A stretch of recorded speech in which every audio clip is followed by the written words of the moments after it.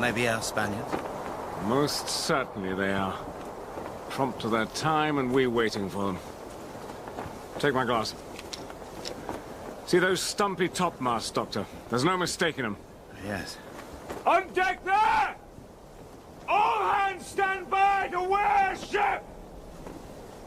Did you hear that? Stand Farmer, by to wear Medea, that's their flagship. Mercedes and Clara. Do you think they may come to terms? Lord knows, Stephen. There's nothing like your Spaniard for dogged fighting. Our combined weight of metal is more or less even. I would take my chance, were I he. I can see their gun ports. Every one of them open, yawning wide. Negotiations will be delicate indeed. We will snap them all up. Sink, take, burn, or destroy the enemy. We are not yet at war with Spain, Jack. Well, we soon will be.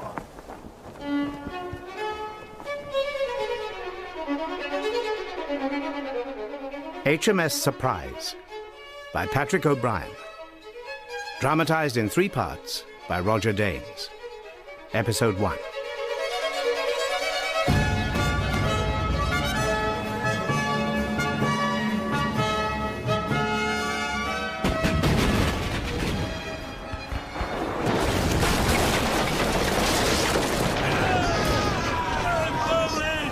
Stand to your guns!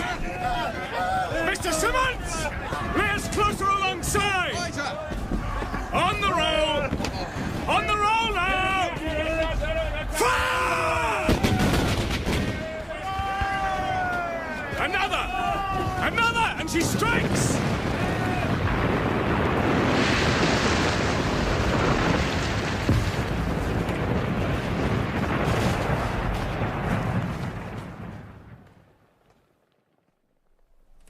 Prize money, my lord, is of essential importance to the Navy. But in this particular case, Sir Joseph, we are speaking of a fortune, of several chance fortunes. I am sure the serving members of the board will support me in this, my lord. The zeal of a whole fleet through years and years of this war at sea may be spurred in an unparalleled manner by your lordship's decision today.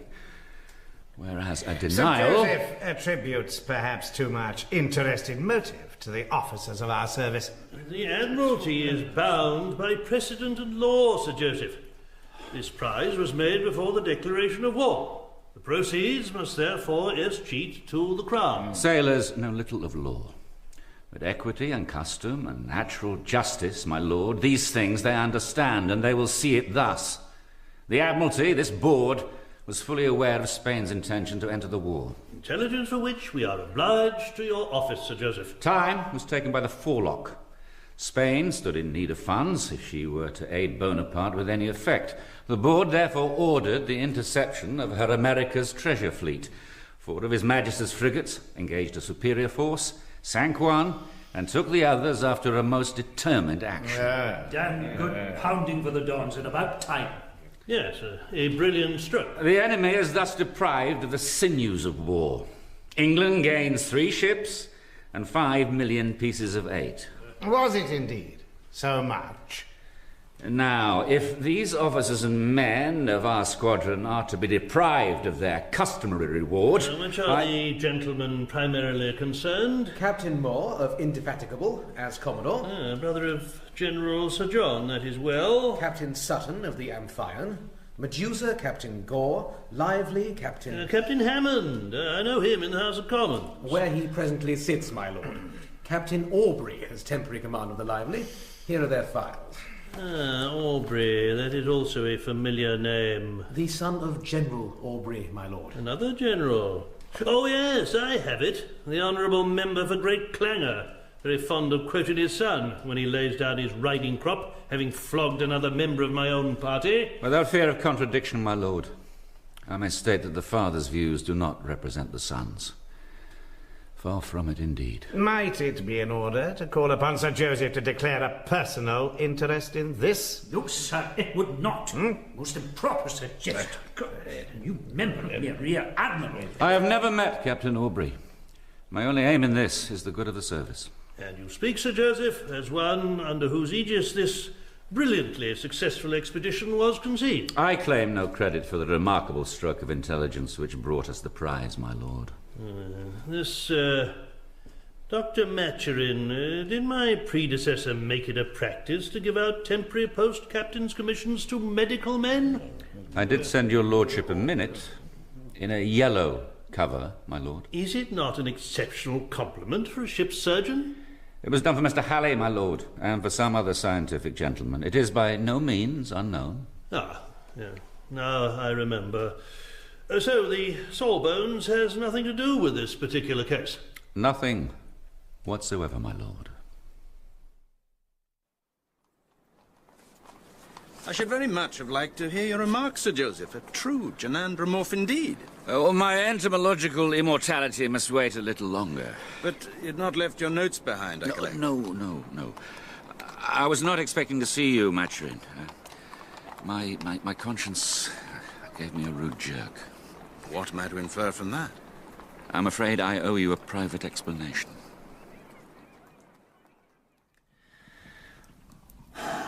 Well, I will not pretend that loss of a fortune can be a matter of indifference to any man. Well, believe me, my dear Maturin, when I say that I did everything in my power to avert the board's decision. Mm-hmm.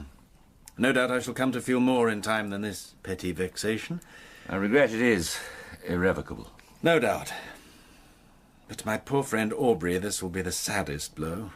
You may know his agent absconded with all his prize money. Yeah. He's just now 11,000 in debt. Also, he is some 16 stone of choleric fighting flesh and bone. Somewhat do I fear his reaction when he receives the news. And then what is worse, he stands on the point of becoming engaged. A most amiable young woman. Well, it need not be a bar, surely. You do not know her mother. What? What is this? A lady and gentleman sitting alone in the dark? I have been toasting crumpets for Dr. Maturin, Mamma. Well, I declare, it would never have done in my time. Miss Williams is also my patient, madam. In the dark? But I dare say you were thinking of the candles, Sophie. Good girl. Doctor, you would never credit how candles have gone up since the beginning of the war. But didn't I tell off Cecilia to sit with you? I've been fetching some butter for dear Dr. Maturin, Mamma. Oh, well, had it been you in the dark, my girl, with a bow, that in particular would never have done. Oh, I cannot see the difference, Mamma. Cecilia is far too young. The game would not be worth the candle. Dr. Maturin could not be anyone's beau, Mamma. The idea. It is easy to see you have no daughters, Doctor. A deeply stupid woman that she is. A griping, illiberal, avid, tenacious, pinch-fist lickpenny. Hers is an iron determination not to part with her daughter's virginity until my deeply attached friend has tied up property, pay, prospects, and future prize money forever. Oh, and she is a shrew withal. Well, the Admiralty will certainly grant Captain Aubrey some ex gratia settlement. But not well. No. Enough to clear the debt you mentioned, maybe, but no share of gold, no. And that is not the most disagreeable of the news I have for you. Give me the worst of it. To put in a word, Maturin, there has been a grave indiscretion at the Admiralty. Ah, they are but sailors, sure. Their only notion of dealing with an enemy is to blow him out of the water, even one as cunning as Bonaparte. By what right do we expect discretion of them? How grave? Your name has been mentioned at a general meeting, in direct connection with the action at Cape St. Mary. Who were the gentlemen present? I have the list. I have attempted, of course, to drown the indiscretion. There is a strange, weak irresponsibility, Sir Joseph, in playing thus with the whole system of intelligence, with men's lives. Parliamentary government is hopeless for intelligence. Why, Bonaparte may buy our entire disposition in steels and navy lists, sixpence, published monthly. Admiral Hart's name is here. I should not have feared anything of him. No, not at all. Tell me, did he take any side on the prizes? He made an implication that I might improperly be favouring one of the captains. Jack Aubrey, perhaps? I made the Admiral draw in his horns, I think. I Have I said something to amuse you, Maturin? Hart's horns.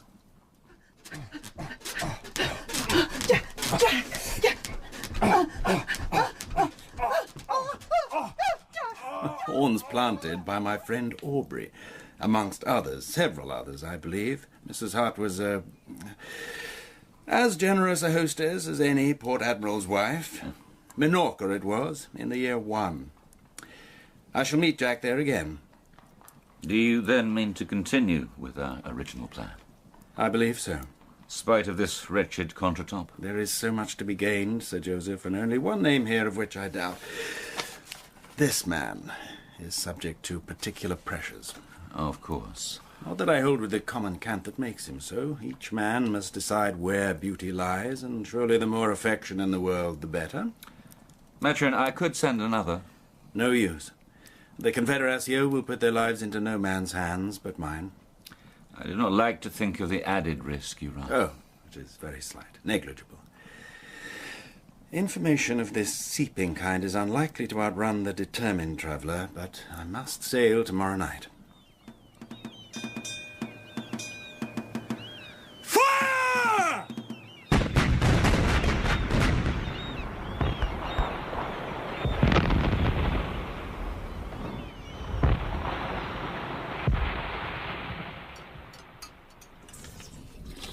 A neat piece of work, gentlemen.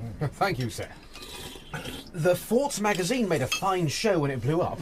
Spiked their guns, what? Destroyed their semaphore, and best of all, carried off their signal books, of which I shall make good use, you may be sure. For our rate of fire is still slower than I should wish, so I intend to pepper every fort and harbour between here and Minorca, which is greatly more entertaining than mere practice, for all concerned. To save the enemy. I should be sorry to hand Lively back to her regular captain without at least a smart sprig of laurel on her bows, or wherever is the proper place for laurels. Does laurel then grow wild along this coast, sir? It has been gathered on the Languedoc, I believe, Mr. Carew. I only know the Mediterranean from books. The ancients do not much notice this coast. Ah, deep old files, the ancients. Knew what they were about. It was they that thought of laurel for the victor, was it not? Which is said to go uncommon well with fish, sir. Sunny, gentlemen, finished with the soup, haven't you, sir? Now this I can heartily recommend. He was caught over the side by that Chinaman in your division, Mr. Simmons, the short one. Low bum, sir? Not he, nor high bum for that matter. Jelly belly. John's Satisfaction. The very man. Spun a long yarn with hairs from his messmates' pigtails, baited with a scrap of pork rind, and so caught this. Most ingenious. Satisfaction is a handy and cheerful fellow, sir, indeed. What is more, we have a decent bottle of wine to go with it. Dr. Maturin had the choosing of it. He understands these things. Grows wine himself. Yeah, enough, Killick. Does he really? There's estates in these parts. We're touching at Minorca to pick him up, in fact. Oh, sure. We should be delighted to see the doctor again. But, sir, did we not give Minorca back to the Spaniards? Well, yes. But I dare say the doctor has a past to travel. The Dons are far more civilized about this war than the French, at least as far as a gentleman travelling is concerned. I believe that is true, particularly for scientific gentlemen. Well, Maturin is your genuine smasher in that line. Whip your leg off in a moment, tell you the Latin name of everything that moves. A veritable polyglot as well. And he speaks languages like a walking Tower of Babel. Dear Lord, though, I wish he would learn to speak ours. To this day, I don't believe he knows the odds between his aft and his forepeak. Suppose we drink his health, sir? With all my heart. To the doctor. God love him. To the doctor.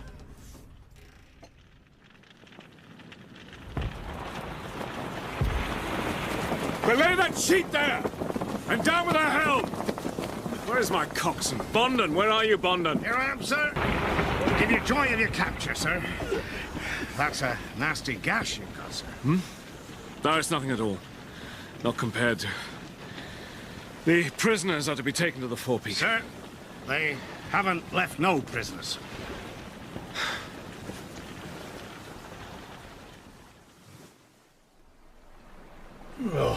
Killick, it is only my third best coat. Oh, so it don't signify, sir, is that it? Torn in 5 places. 5. Cut the slash in the forearm, which how am I ever going to darn that? Breeches all a who?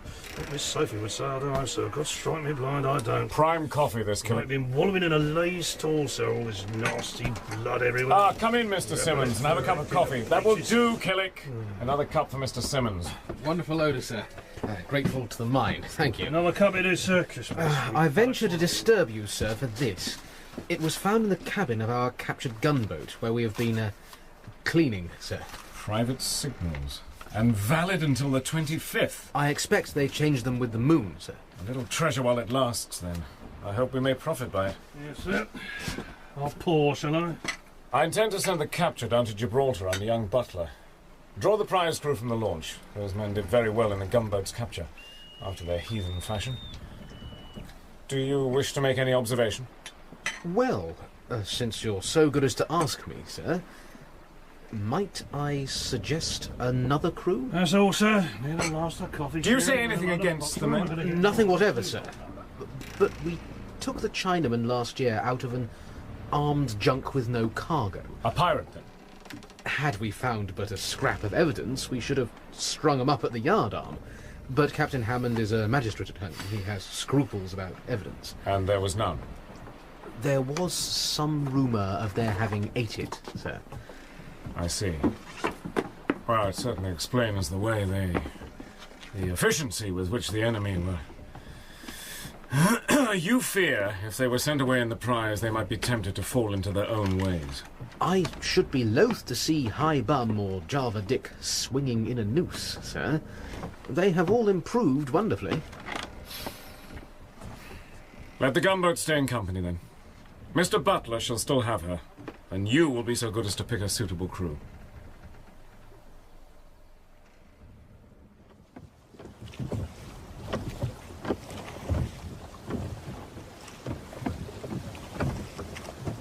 Points to larboard, boys. We've timed it well, Bondon.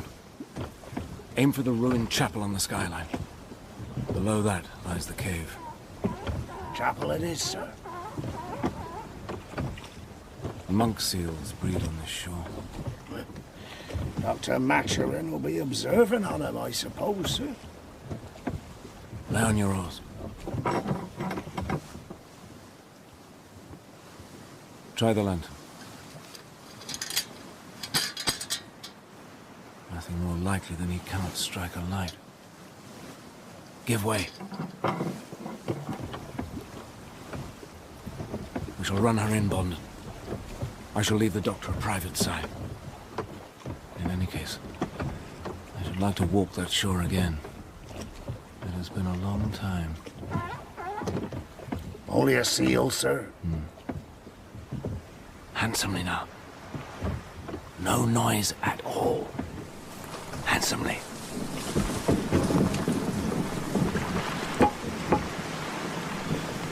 Very well. You will wait.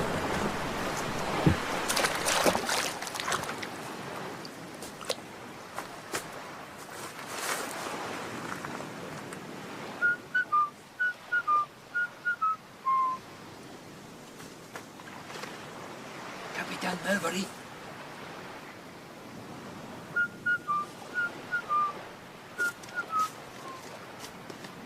Captain Melbury? Come down. I'm by the water. Bondon. Sir. Give me the lantern and pull out. Gently now, boys. Where are you? Who are you, sir? My hands are empty if you are Captain Melbury. I come from Esteban do Manova. Do you say so? My name is Juan Maragall. I have a message for Captain Melbury.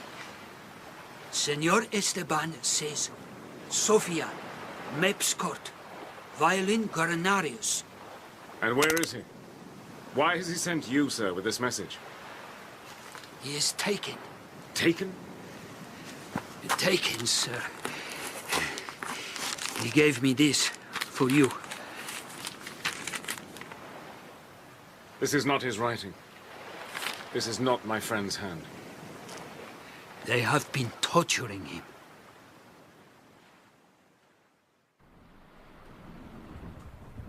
The whole thing might still be an elaborate trap. You can alone be the judge, Captain. All those words, meaningful to Stephen and I alone. But then who knows what can be brought forth by torture. They are quite pitiless. And this letter. Charcoal and water do not mix well together. So even if it is his hand. How is he? Weak. How do you know? The Confederacy has 2 men-servants in their place the daytime. And how came you by his words to me? Myself was able to take him laudanum. I speak him a few minutes through the bars. He told me the words I was to say. How many are the French there? 5 officers now. The guard, 12 of men at once. They change at 7. They are very quiet and retired. Apart the screams. Where? You know Port Mahon? The English Port Admiral House? I know it very well.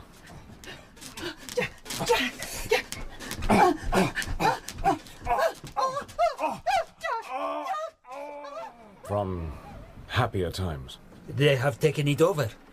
The little house at the back of the garden. What?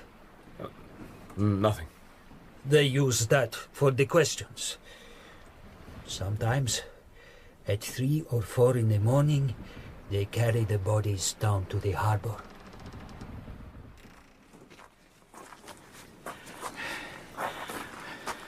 All present and sober, sir. You know where you are now? Is Stephen still there? I have received no message. So he is, and still alive. And you are here with no trouble. They all thought you are French. Well, we arrived in a French gunboat. They do not like the French. This is why your mooring is at the dirty filth place. Good. That is Martinez warehouse. It was he who denounced your friend. It is close to the arsenal. There will be no Spanish police, no troops here now. Grapnels, then, Bonden. Sir? We understand each other, sir. This is not only for your friend. It will look like a general rising of all the prisoners, yes. He would tell you so himself. Them buggers are at it again with some... Silence, Killick, you goddamn fool. Make me a back. Back it is, sir. Oh, my life. 16 stone of an ounce.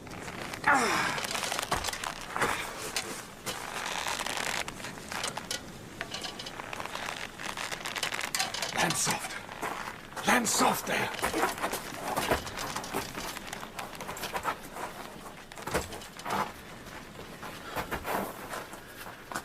The door at the front, Bonden. You to guard that with 6 men. Aye, sir, 6 men. Jarvis' party comes with me. In silence. Silence, hmm? The guard room is there. Do you know any names? The captain is Dutour. Good. Capitan! Capitan! Right! Hold him! Do not kill him! Marigal, ask him where Stephen is. Où est le prisonnier américain? Vous, monsieur, vous êtes officier anglais? Answer him! God rot your bloody soul! Il est en haut, chez le colonel.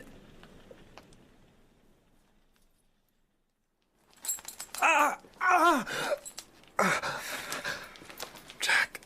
Stephen. So many times in my dream I've seen you. Never so in these dull colors.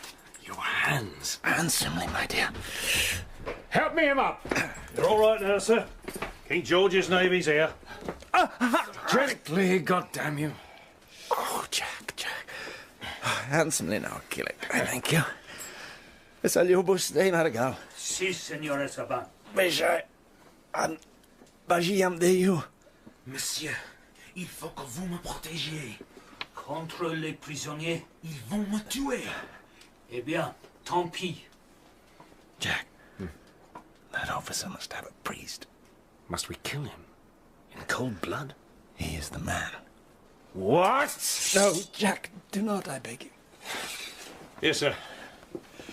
Drink this. Oh, preserved Killick, God love you. Jack, first, before... Due to there is the heart and the brain, but we must make sure of them all. He must bring his Colonel Augier, a fool, but... Tell that officer this, Mr. Marigal. He must write. Vous devez écrire. The American has talked. What American? Me, my dear. He has revealed vital information. It will not, must not wait. Vital. L'Américain a parlé. Il nous a fait des révélations des plus importantes. Celles-ci ne peuvent pas tarder. And tell him, if his colonel is not here in 10 minutes, I shall kill him on that machine of his. Faire cela est impossible, monsieur. He says he cannot. C'est tout à fait contraire à mon honneur d'officier. His honor... His what?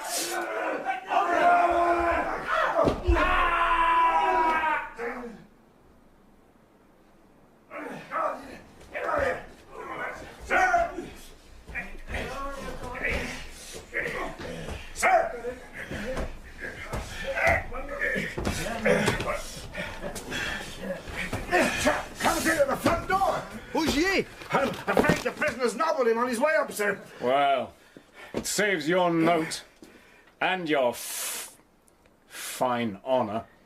No, you don't! That's the last of them, sir. While trying to escape. What now, Jack?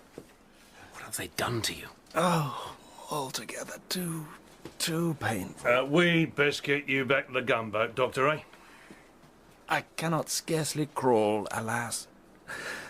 Marigal, asiguris prendere tots els articles importants. There's a shutter behind the door, sir. That'll do for him. Lively, then. None better, Barrett Bondon. Or is it not what they did always used to carry out their dead prisoners?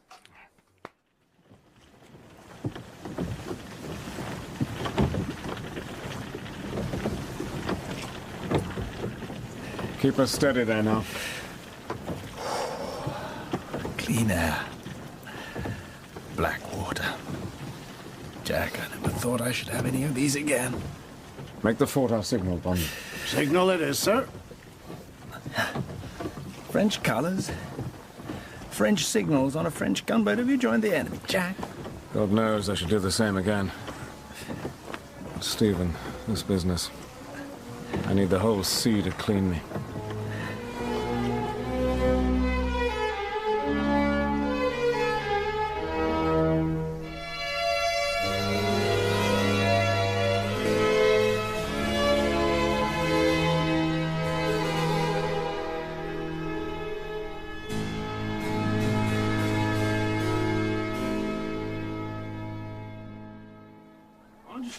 Another sip.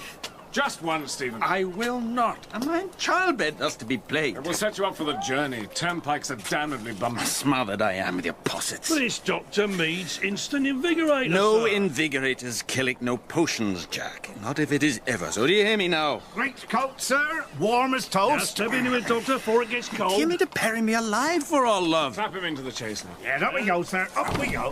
Straw on the That's foot, it. regiment of horse. I've had 2 warming pans in there, fresh this very half hour. Suffocate me, so you will. Lord, Stephen, you're as obstinate as a bee in a bull's foot this morning. Snug and tight in there, Doctor. Captain Aubrey, sir. Oh, Lord. In the name of the law, sir. Stephen, What now? I am nabbed. Judgment summons, sir. Little matter of parking and clap. We'll walk along quietly, if you will. No scandal, eh? Killick, get my valise out. Valise it is, sir. That's the way, sir. Stephen, I'll write to you. At which sponging house will you be found? Bolters in Vulture Lane, sir. Every luxury, every consideration, all conveniences. Bondon, Sir? look after the doctor, That I will, sir. Parted then so soon, brother. Drive on.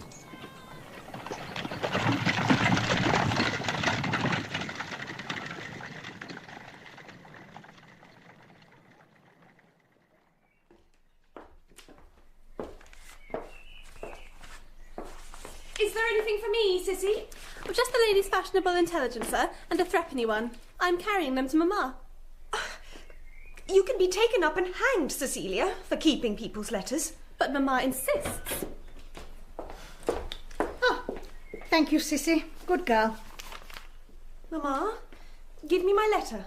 Oh, do you now give orders in this house, miss? We're engaged to be married, Mamma. Sophie, for shame.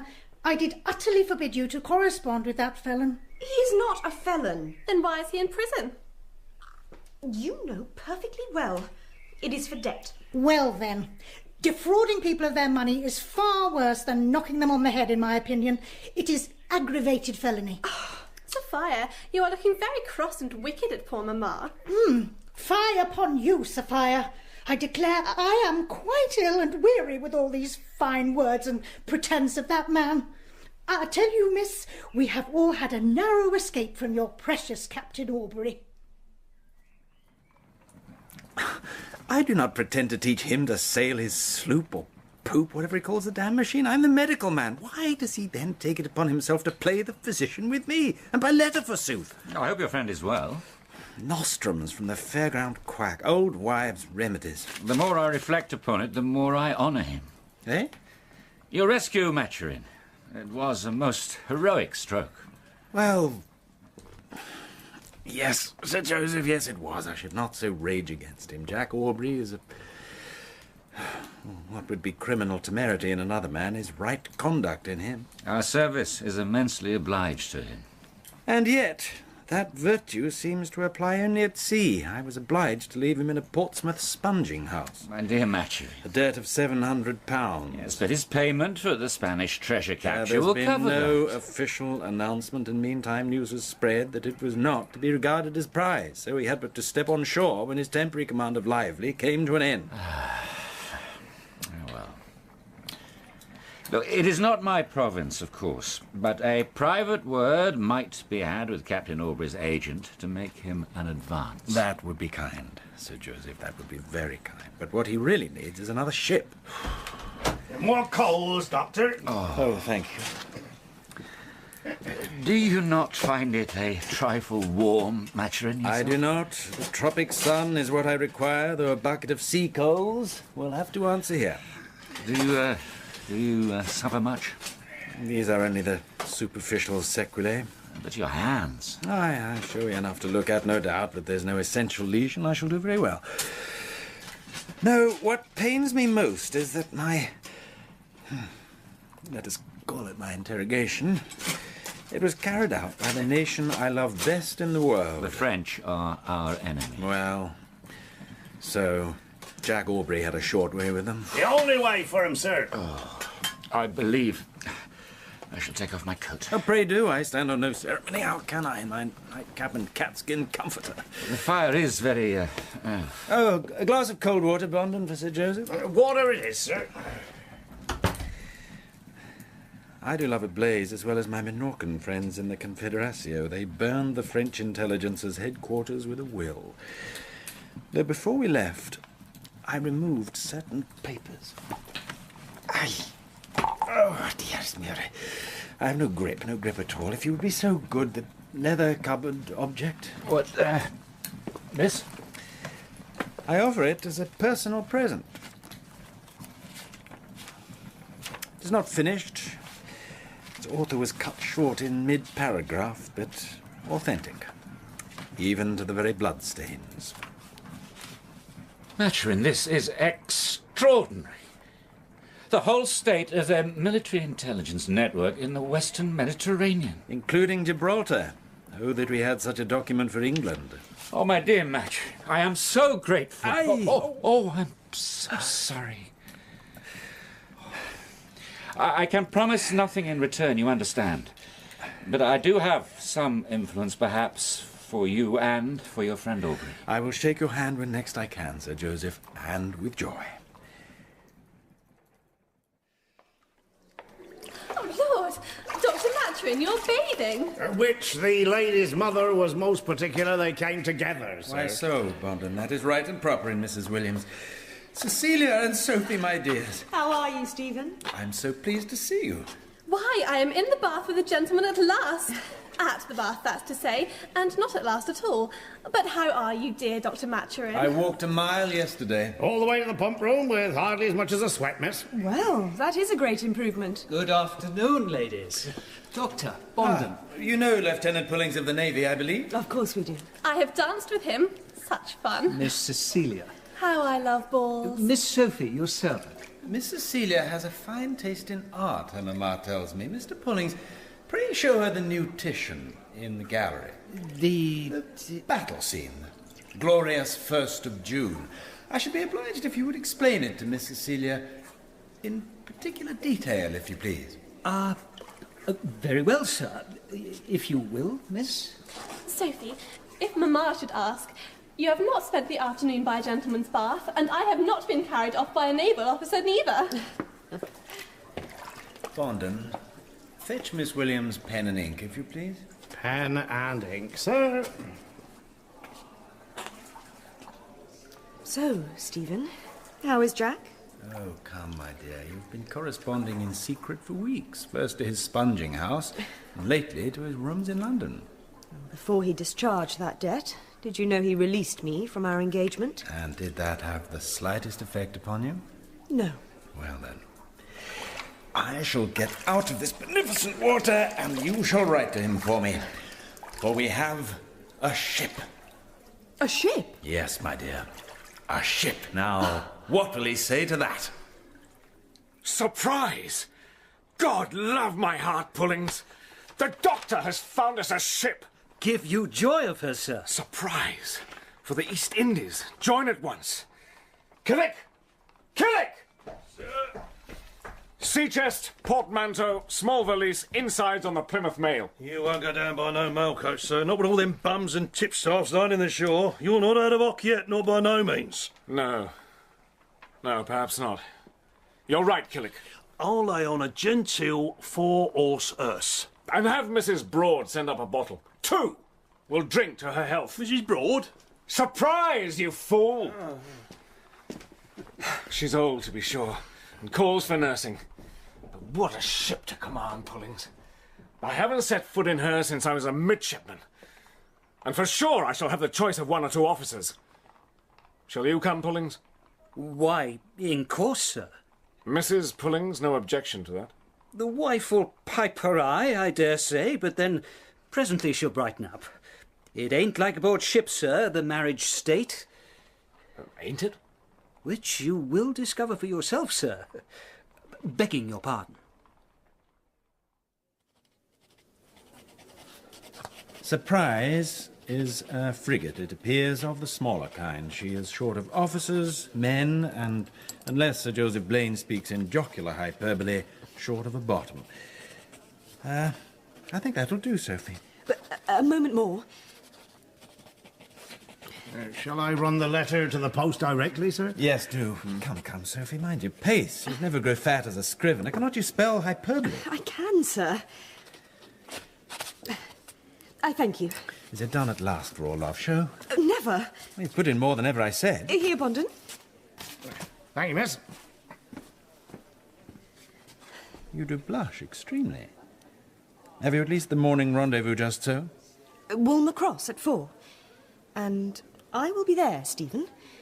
You will be hopelessly compromised, my dear, should you be seen. Oh, so much the better, then. For I shall have no reputation left whatsoever. Jack and I shall have to be married as soon as possible. Oh, Stephen, you have beautiful ideas. Why did I not think of that before?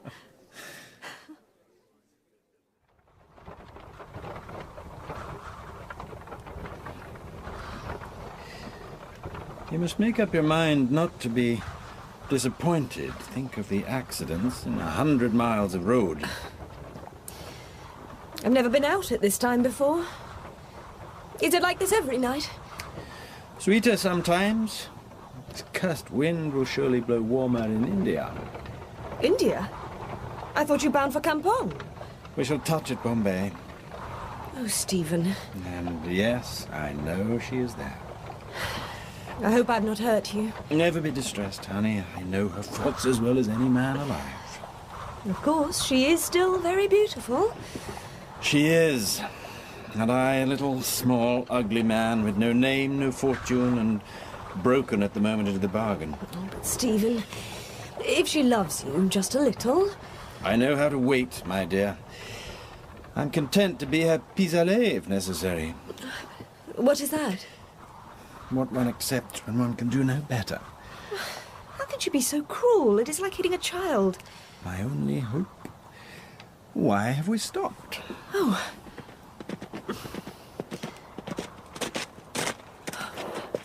Do not alarm yourself, Sophie. I beg your pardon, sir, for troubling you. Don't shoot! Spare me! Take all I have. Take this young woman, but spare me! Spare me! Step down then, sir, if you would be so kind. And I will take some time with this lady. Jack! I knew directly it was you. I will give you half an hour. We have a ship to take. I will lose not a minute. And this young woman must be back in her warm bed before cockcrow. I don't know what I'm telling you, Barrett Bondon. I wouldn't have missed it not for a boatswain's warrant. What would you not have missed, Killick? Oh, well, we left London, Doctor.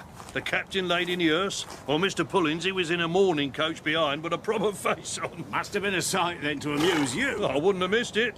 Bums and bailiffs there was by the score, tugging off with their hats and bowing respectful, while their prey was slipping past under false colours, like we pulled you out of Port Mahon, Doctor. Subterfuge and deceit. I do wonder if all our lives we shall be under these flags.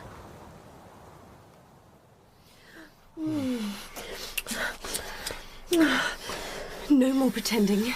Sophie. No, leave your hand there. Oh, Jack. You're like a very boy sometimes. No, I love it in you beyond measure. Take care of Stephen. What? In India. And come back safe. Oh, I will. And I will bring the prizes to marry you. It doesn't matter. Whatever they say, Jack, nothing matters. Except that we are. Forever and ever.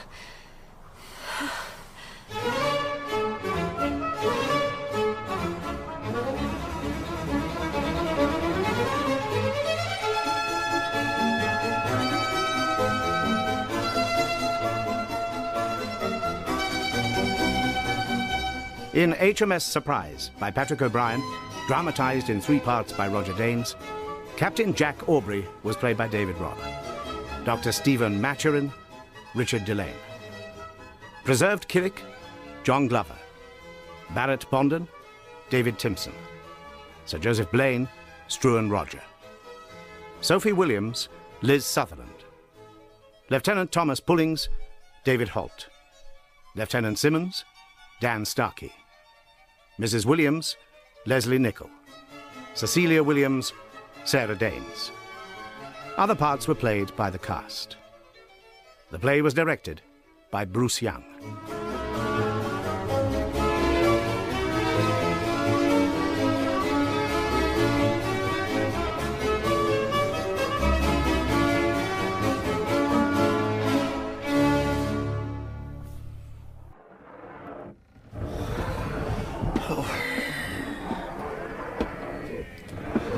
Is there never to be any peace aboard this damnable boat?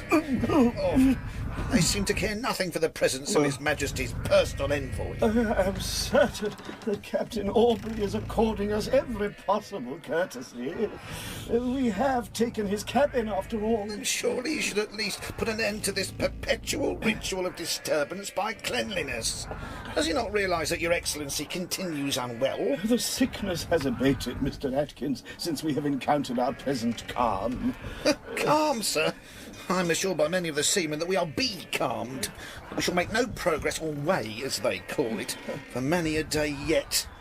It's a wonder we stand it. The Surprise is wallowing in her own filth. For myself, my dear Atkins, I find it preferable to the wallowing in high seas. It's disgraceful that the government should have us packed off all the way to Kampong on a pitiful fifth rate, when palatial East Indiamen sail this very course every week. His Majesty's diplomatic missions must be seen to arrive by man of war, else what will the natives think of us? You're too good, Mr. Stanhope, sir. They've put upon you and upon me since the very beginning of this detestable voyage. I am obliged to share a bed space, sir. Will you be speaking to Captain Aubrey again? I will, huh? And in the strongest possible terms.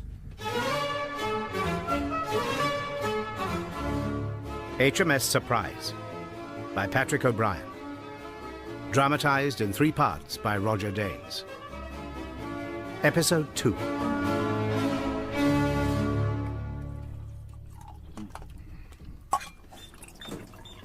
Clear for muster at 5 bells! Black frocks and white trousers, do you hear there? Clean shirts and a shave at 5 bells! So, Mr. Callow. Yes, sir. How many miles do you calculate we've been running in this dead calm? Make it from the 23rd, if you please. 284, sir? Oh. You're out by 20. Oh. You must rework it. How is the midshipman's mess feeding now, Mr. Cullen? Very poor, sir. Have you still your hen? Oh, yes, sir. Thank you. We've given her all our bargemen, sir. We hope she may lay an egg. You ain't down to Miller's yet, then? Oh, we are, sir. Fourpence they've reached now. It's a goddamn... It's a crying shame, sir. Millers? Rats, Doctor. We call them millers to make them eat better.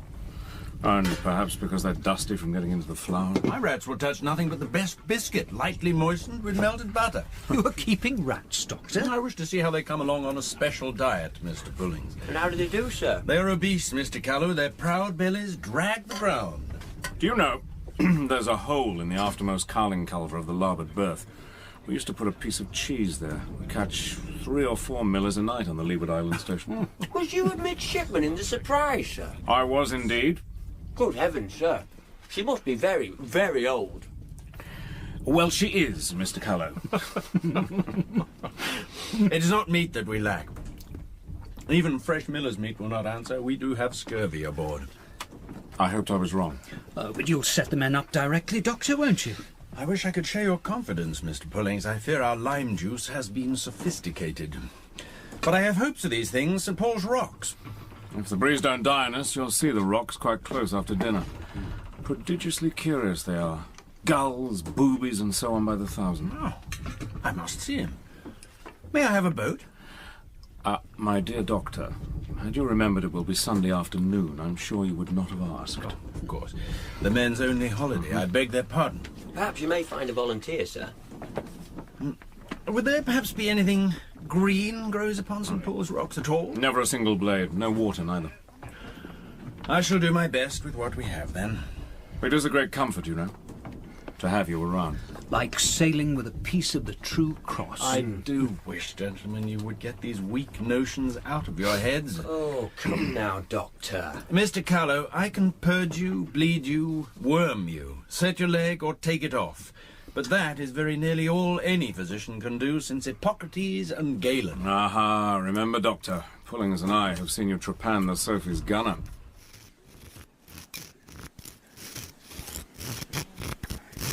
We saw the hole in his skull, the brain exposed. Captain Aubrey, I desire you to step back. You are obscuring my light. The silver plate clapped on, just so.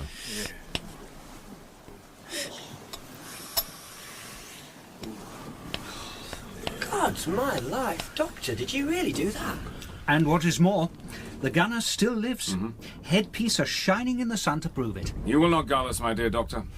I know you will put our scurvy right directly.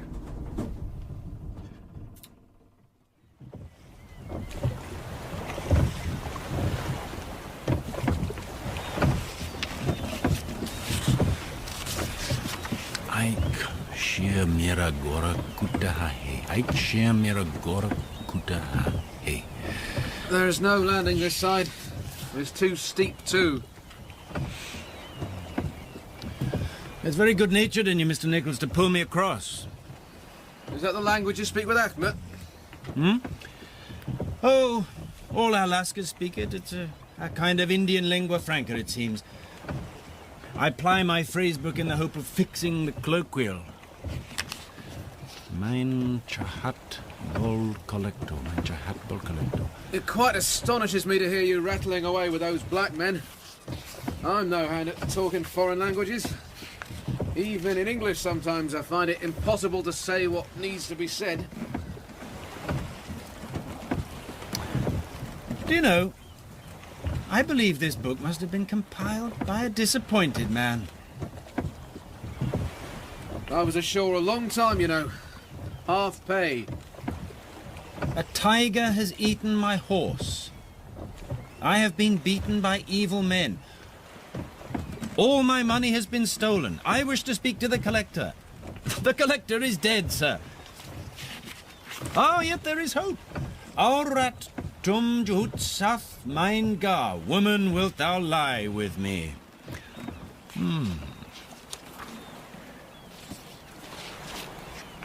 I had a disagreement with my wife. A bitter. When I was appointed to the Surprise. You have heard this history before. A medical man often hears Protestant confessions.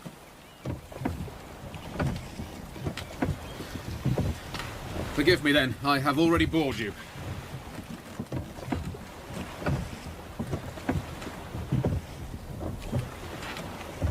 But it is a long, slow death, Maturin. You cannot imagine. I can. In the middle watch, I used to walk up and down, composing the answers to her letters. But there have been no letters. They're sure to be sent on to Rio. You'll find them there, a whole bundle of them, rely upon it. No. There will be no letters anymore. On deck there! White squall due south! Topsail high and nigh upon us! All hands! All hands! Mr. Pullings, men into the fore shrouds! Fore staysails! Mr. Callow, pass the word for the captain!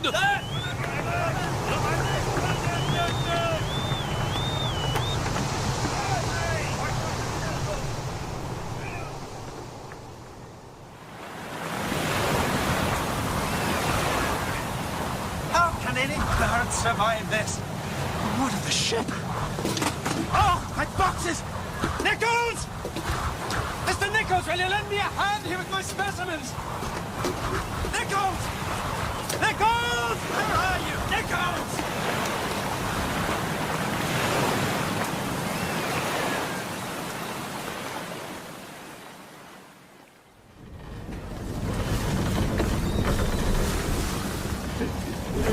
The water appears to be coming in through the sides.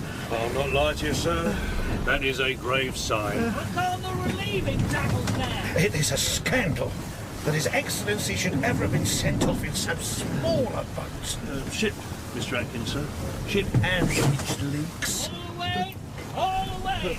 I regret, Killick. I am not quite suited for sea travel. You realise how very cold it is at sea? Well, as to that, land is generally reckoned to be warmer, sir. I shall never again undertake a sea voyage. That may well be the foremast gone by the ball. Is the captain doing nothing to save us? Yes, sir. He'll be hacking away at the wreckage with a boarding axe now, if I know him. Of course, the damage that does to the hull, well... Are we in extreme peril, then, Killick? In your experience? Horrible danger, Your Excellency, sir. I mean, we may founder. We may broach to. Or if, by the grace of God, we're not pooped, we may be driven head-on into Australia. Is there no hope? Very slight, sir. Oh, Lord save us! But we may just possibly, with luck in these latitudes, we may meet with a mountain of ice. Clamber onto it. As many as half a dozen of us might be saved. We should start saying our prayers, Your Excellency. That may well help, sir. Now, if you'll excuse, I must go destroy the code books. Huh?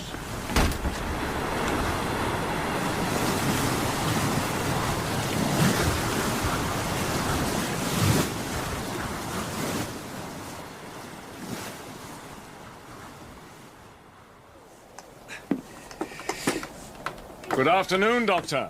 I'm most heartily glad to see you. Should you care for a hand over the side? No, I'm perfectly well. Nimble indeed. Yeah, you were very brown all over. Oh, I've stood in no need of clothing for days, nor do I now. But I'm deeply concerned to tell you, sir, that the ship's jolly boat has vanished entirely, and Lieutenant Nichols with it. Ah. I'm sorry to hear it. He was a very good officer. But you must go below and to bed. Let me carry you, Doctor. I will give you a hand. Will you stop this? I've not the least wish to go below. A pot of coffee is all that I require. Now, Doctor, you really no, must. Sir, have I not told you I am... Mr. Stanhope, Your Excellency, I see you are much improved. Allow me to congratulate you, Dr. Maturin, upon your happy preservation. Wish you joy of your rescue, Doctor. May I fetch you a towel or some other garment? You are very officious, Mr. Atkins. His Excellency has undoubtedly seen naked men before. This, however, is the garment in which I shall appear one day before God. But His Excellency... I find it answers pretty well, being what may be termed my birthday suit. Your Excellency, shall we go down to your quarters? Good old Doctor. Choke the jumped-up bugger off. Yes, that's one in his bleeding eye.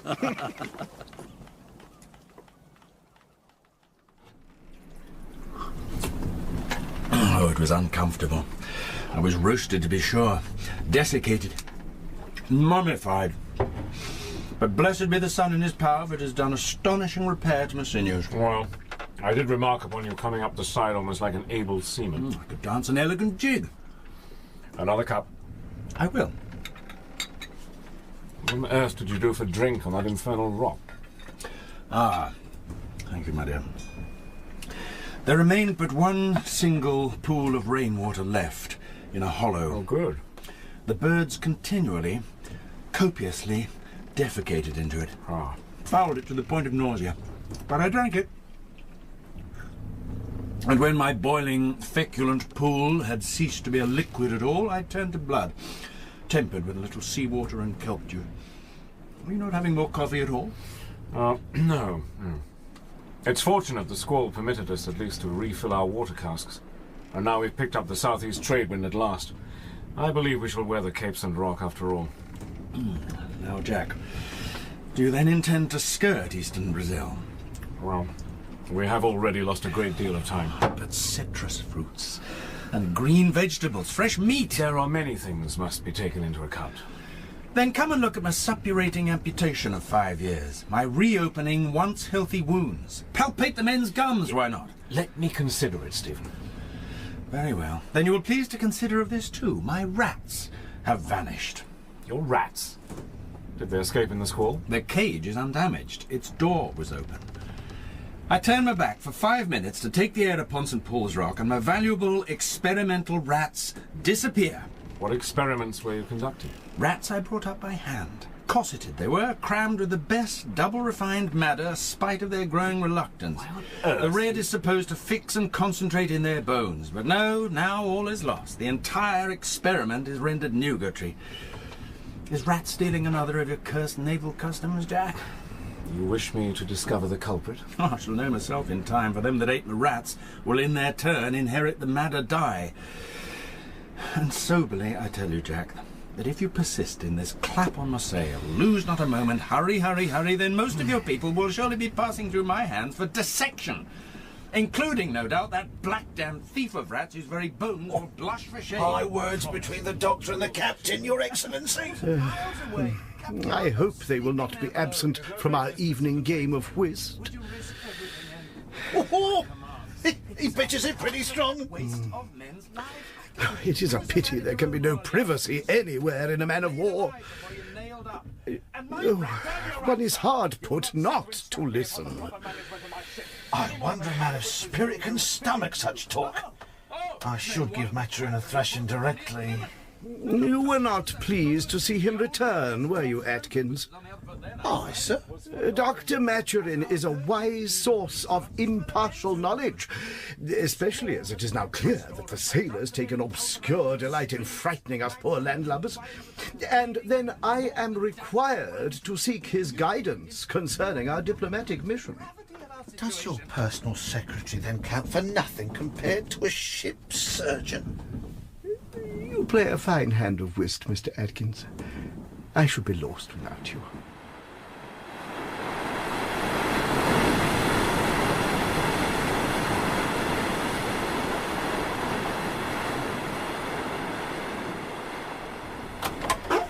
We begin to see some progress, Joe. Oh, I beg your pardon. No, stay, Doctor, if you please. Lieutenant Babington has something to tell you. Lieutenant, is it now at last? I have given him an order as acting third in poor Nichols' place. Well, William Babington, I give you joy. Your apotheosis come at last. I ate your rat, sir. What? I ate of your rats, sir. I've lived with a terrible conscience ever since.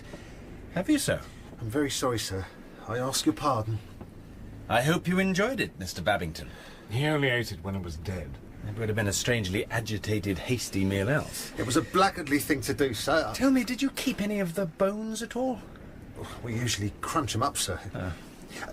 Some of the chaps did say they looked uncommonly dark, though. Ah.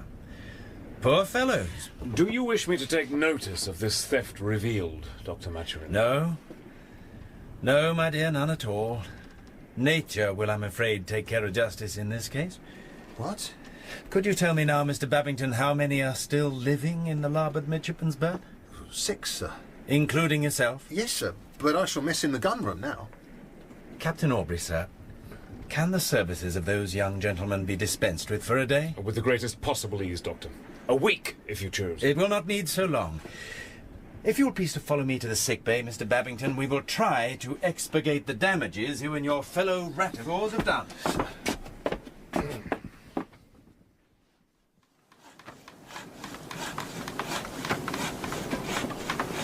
Is this utter shambles ever going to look like the deck of a man of war? Mr. Callow! Mr. Callow! Here I am, sir, begging your pardon. It is fully 10 minutes since I told you to bring me the azimuth compass. Where have you been? Only to the head, sir. The head? Every single midshipman gives me the same excuse this watch. Jolliffers at the head, Meadows, Church at the head, even Mr. Babington. What is the matter with you all? I think it's because we all ate something, sir. I will not have this skulking, Mr. Callow. You will find yourself at the masthead pretty soon. Do you hear me now, sir?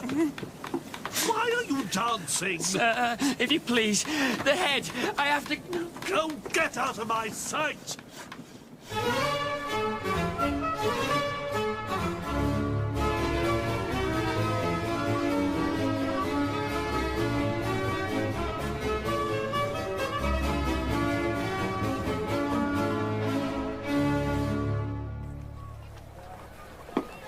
Arwat tum juhut sath minga. Can't set a flower upon you, my dear Jack. The daughter of the horse leech is moderation made flesh compared to you this day. We must catch the monsoon with a well-found ship, Stephen.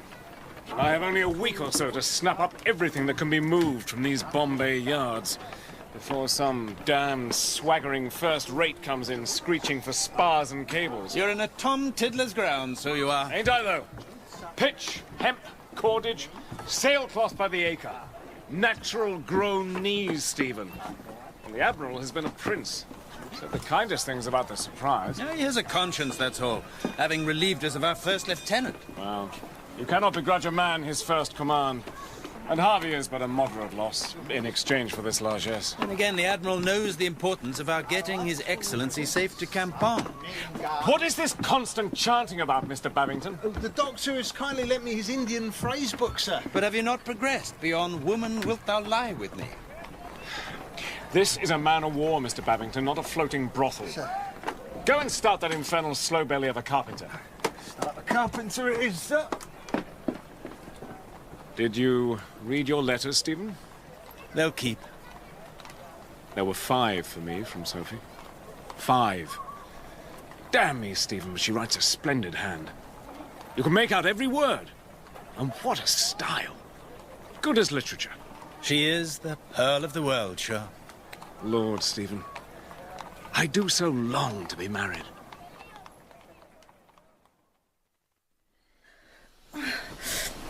To know you safely wed, Sophia. That is my only wish. Then I can die in peace. You were not dying, Mamma. Is Sir John Butler to be overruled by a pert miss? Is the president of the College of Physicians inferior in diagnosis to an ignorant country girl? I mean, you will get better. Married, settled, with a man of brilliant prospects and handsome private means. Mamma! A man who can make a proper provision for you, look after you when your mother is gone. I will not marry Mr. Hinksey, Mamma. So comfortable, Swiving Rectory, so near at hand. Not a seaside lodging the other end of England or Peru. I have no affection for Mr. Hinksey. Oh, you are not indifferent to him, whatever you may say. Captain Aubrey will soon get over it. You do not know him. If indeed he ain't over it already. In the arms of some trollop like his precious Lord Nelson. Every man is a bachelor once he has passed Gibraltar. And unless I'm much mistaken, Miss, India is a very great way beyond Gibraltar. If you had read Jack's letters to me... I have. I only speak for your own good, my dear. I implore you, do not refuse me this last request.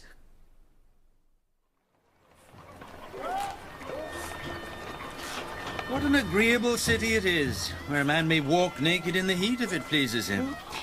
God will not be merciful to him that wears long trousers for vanity, my Stephen. A Muslim teaching. Where gotst thou that, child? There is a European carriage. See? Filled with Franks it is. Poof, I can smell them from here. How so? They eat cow and pig. It is perfectly notorious. Art a Frank, my Stephen, at times? Hast eaten thou? Not for some days. That is why thou smells not stronger than camels, then. Like to a Frank. I have a whole leaf of bondo. Come, we eat it before it spills, Maharaj.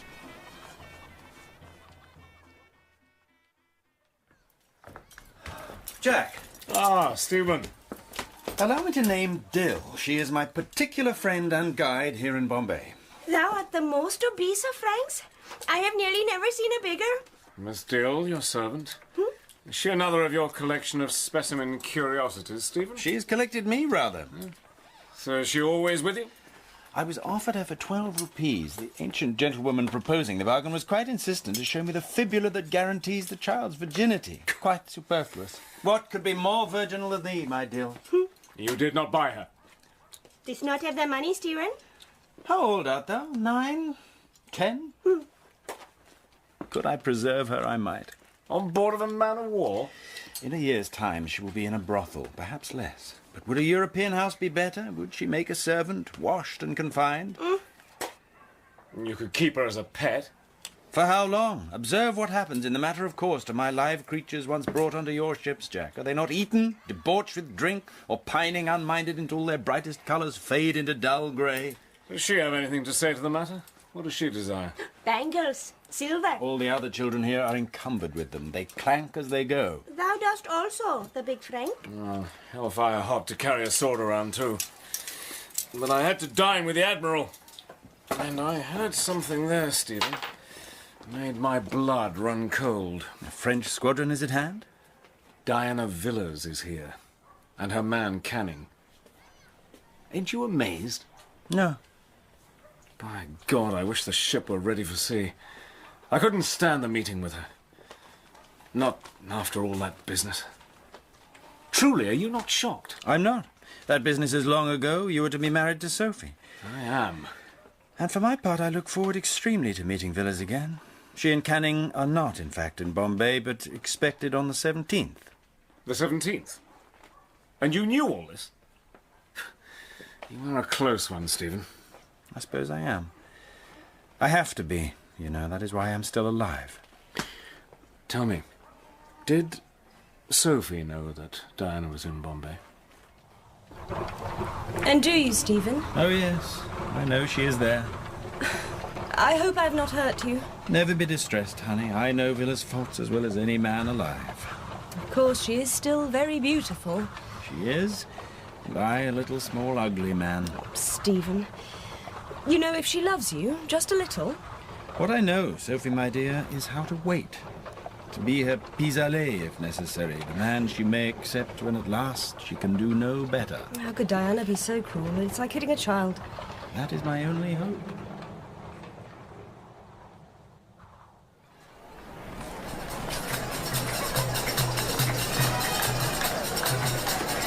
Look, my Stephen, the Maharaja chiefs.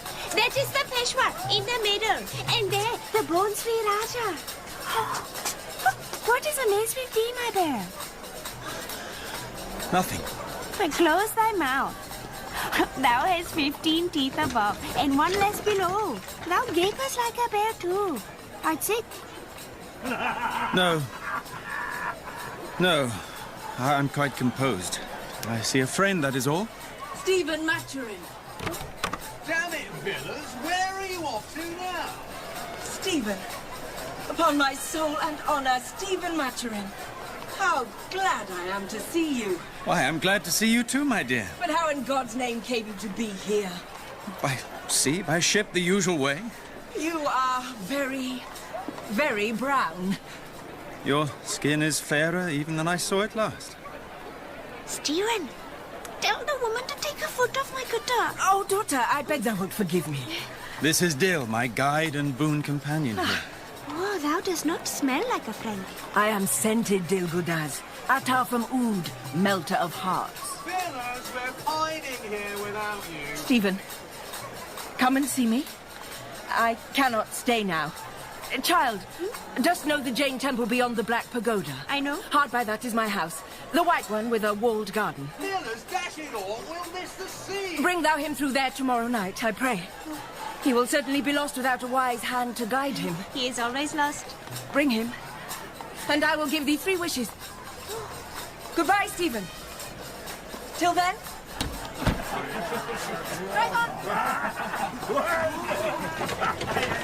Oh, I understand it.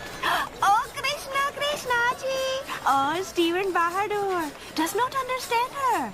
She is wooing thee. Perhaps my understanding is not so good as thine. She wishes to see thee by night.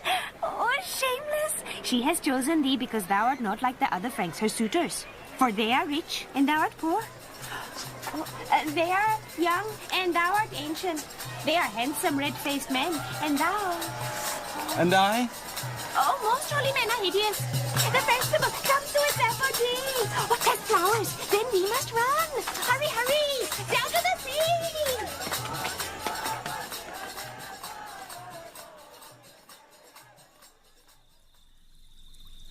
Stephen.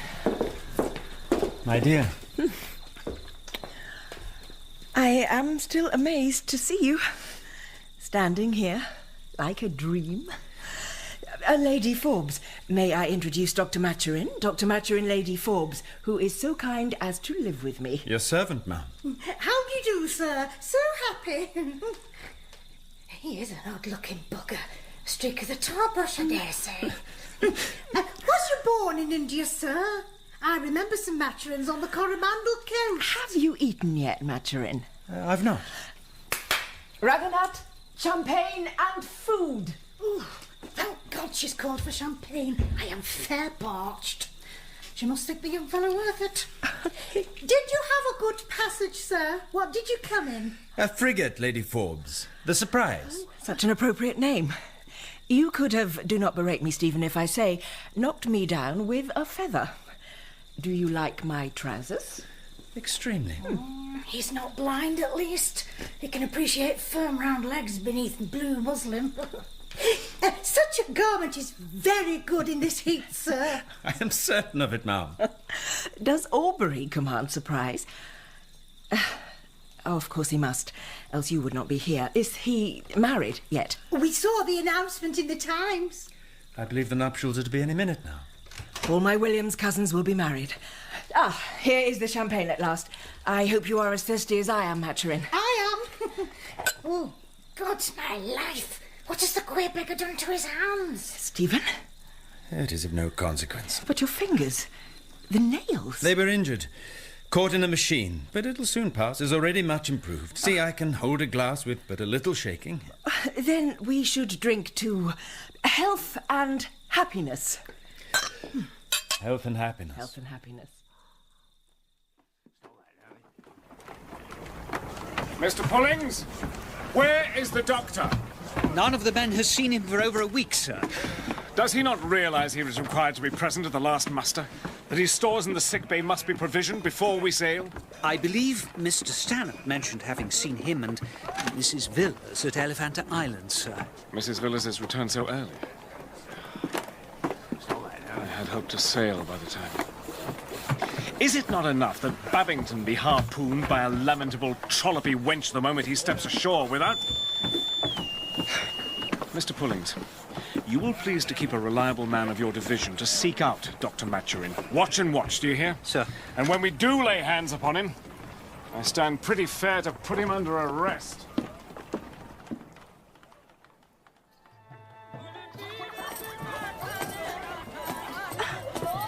Does this falls? Did not hop there. A blind hyena could have seen thee stagger and touch the ground. Heaven and earth will witness that thou art cheated, my Dill. Stephen! Are we to go to thy bride house? Art so very eager. No, I have another service to beg of thee, to take my letter to the ship. Oh, we'll go alone to the bay to Lala. There is no justice in the world. If I do not go with thee, then where are my 3 wishes that she promised? Here. The first wish. The second. And here is the third and last. Blaze of light! See! I have my wishes, my bracelets at last. Do you see all you daughters of whores? Oh, Stephen! Maharaj! How couldst thou know? How smoothly they slip. I worship you, Stephen, silver giver bridegroom. Thou art so alive, child. Art not afraid to take my letter in the dark of the moon? I want to go with thee. We show these to the sweet-smelling Frank bride. The letter is important. It will put me right with my friend Aubrey. Oh, the fat blue Frank with the golden shoulder. Give me the chit. I fly to his ship. Straight to the ship! She will be a woman all too soon, Stephen. Silver bangles then will not delight her. Look at me. I do. Villas, I'm minded to purchase her. You will be a great simpleton if you pay 12 rupees for her, Stephen. 3 is more the mark. She is probably an untouchable, you know. Is that much what of a difficulty? Christ, Maturin. I should know. A fallen woman, none better. Oh, what stuff you talk. Do I? The kept woman of a married man, who never goes out without the danger of an affront, alone, cooped up in this foul place all the time. You have Lady Forbes for companion? Oh, at least I know her secret mind. But the other women, Maturin, you have no notion of how they can place their darts. Nothing obvious, for I can hit back, and Canning could break any one of their husbands, but... This is a vile life, Stephen. I'm sorry that you should not be happy, but it does at least give my proposal a perceptibly greater justification. Are you going to take me into keeping too? No.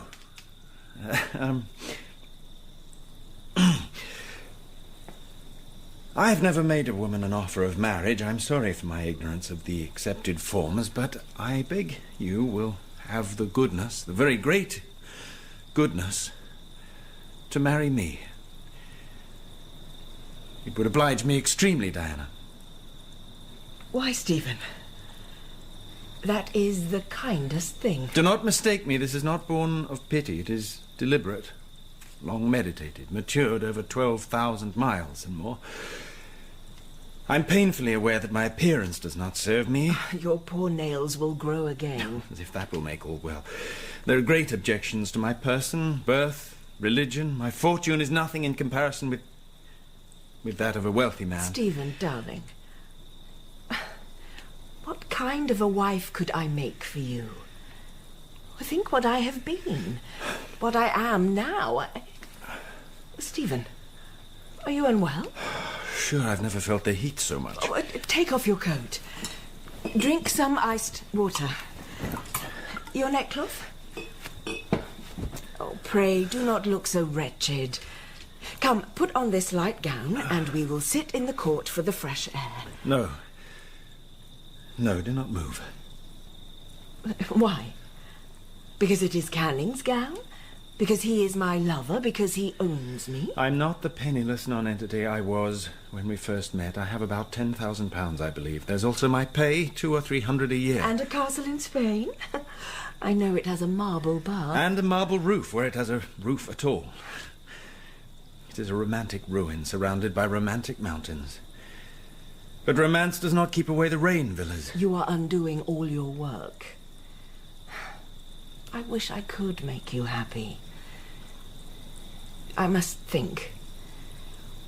Let us talk about it again. When you have set the old gentleman His Excellency down in Kampong, you must come back to Calcutta, I collect. Shall you be there? I must have time to think. Months and months. Well, you have gone quite pale. Oh, Stephen, it is not, no. Here you are at last, sir. I'm right glad to see you. That is kind of you to say so, Bond. Where have you been? Why? What's up? All hell, sir. Captain Aubrey's in a terrible taking. Reefers and ship boys relay each other here at your lodgings all hours. Every one of us are feared to report no sign of you. Poor Mr. Babington in irons. And young Messrs. Church and Callow flogged in the cabin with his own hands. And didn't he half lay it on, my eye? They held as piteous as cats, sir. What has brought him to this? Well, we reckon the captain must have word of the French. No liberty. All shore leave stopped, every hand at it, working double tides. Drive, drive, drive. We had not a dead-eye turned in on Tuesday, yet we rattle down the shrouds today and we sail on tomorrow's tide. And tomorrow is the 17th, is it I not? wouldn't have believed it possible, sir. And all the time, where's the doctor? God damn you, sir, can't you find the doctor, you perishing swab? Well, now you have, Bondon. Well, here's a chit he gave me for you, sir. Surprise, Bombay. Sir, you are hereby required and directed to report aboard His Majesty's ship under my command immediately upon receipt of this order. Dated 3 days ago. We've been handing it to one another by turns, sir. Well, I shall read it tomorrow. Captain Aubrey will have my letter by now in any case. I sent my fleetest-footed messenger. Sir, he'll call me a fool and I don't know what all if I come back without you. Barrett Bondon of my heart, you are not obliged to hurry to the ship. I shall be there before she sails. Dr. Maturin, I am surprised, sir, that you should behave in such... I'm sorry, Captain. I'd thought to have sent you a letter to explain...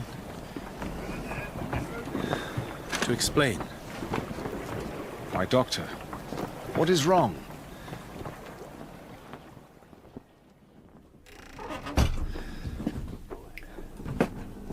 What is wrong? Stephen. I do beg your pardon, Jack, for my inexcusable lateness. Disappearance. You're quite pale. Grey is more the mark. Are you not well? I fear that I am unwittingly responsible for the death of a dear friend. Not Diana? No. No, I left her well. It is the child. The girl? Dill is her name. I sent her to the ship, this ship, last night with a letter for you, to explain where I was, what I was doing. I never received it. I know. I don't see... Do you remember the child's intense desire for silver bangles, Jack, so that she could ape the other children? I gave her her wishes, the soul. And I had resolved finally to pay down my 12 rupees for her. You would have brought her aboard? I would have bought that most living of things, a child. I went out in the cool and cleaner air of early morning, the general stirring in gathering market streets, the alley where Dill lived, the triangular booth made of planks and wedged up against a crumbling buttress, the old woman, her keeper, and Dill. I have seen too much death. The people were kind. The old woman was calling upon the crowd for money, for her funeral pyre. Sympathy, praise. Small offerings added to her bowl, but they're desperately poor. Famine is coming. Their coins did not amount to 6 logs. One said, It is cruel pity. Our own people should have seen to the fire. But here is no one of our caste, sir. I am of her caste, I said. Tell the woman I will buy the child. I will take it down. I will attend to the fire. Her face was infinitely calm. The wavering flame made it seem mysteriously to smile. Her arms showing the marks where her assassins had torn off those silver bracelets. Those wishes. It was the dawn. Pale flames in the sunlight. The column of soul smoke rising, rising on the sea breeze. Deus, cuius miseratione anime fidelium requiescant, hunc tumulum benedicere dignare, eque angulum tuum sanctum deputa custodin, et quorum quorumque corpora hic sepeliuntur, animas eorum ab omnibus absolve vinculis delictorum, ut in te semper cum sanctis tuis sine fine latentur. Requiem aeternam dona ei, Domine, et lux perpetua luciat ei. Requiescat in pace. Amen.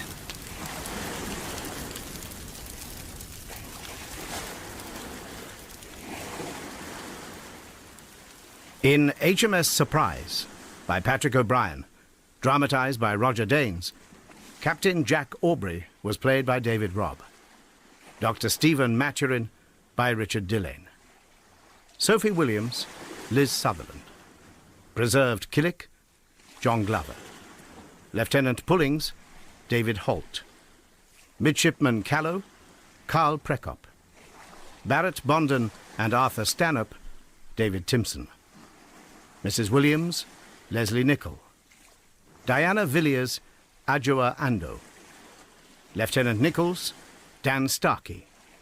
Tobias Atkins, Stephen Critchlow. Midshipman Babington, Chris Pavlo. Other parts were played by the cast. The play was directed by Bruce Young.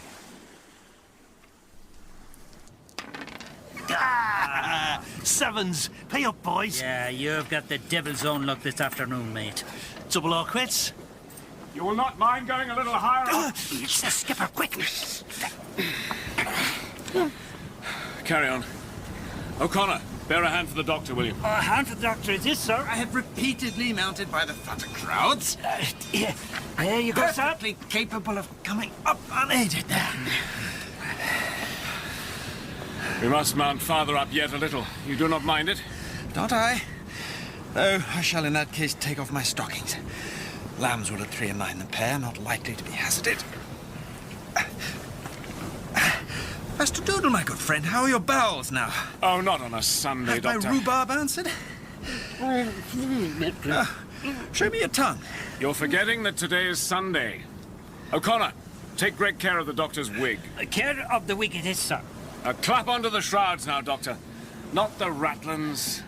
I will follow you and place your feet.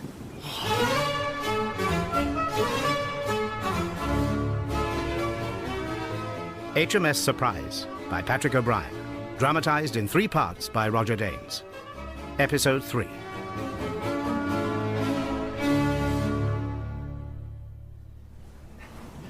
I believe Doodle may be suffering with his teeth. Because he would not show you his tongue? What that and his fixed expression? He had swept the dice up into his mouth. The deadly, illegal 50 strokes at the gangway dice, Stephen. Oh, but you did not see. Master Doodle is a valuable upper yard man. Up!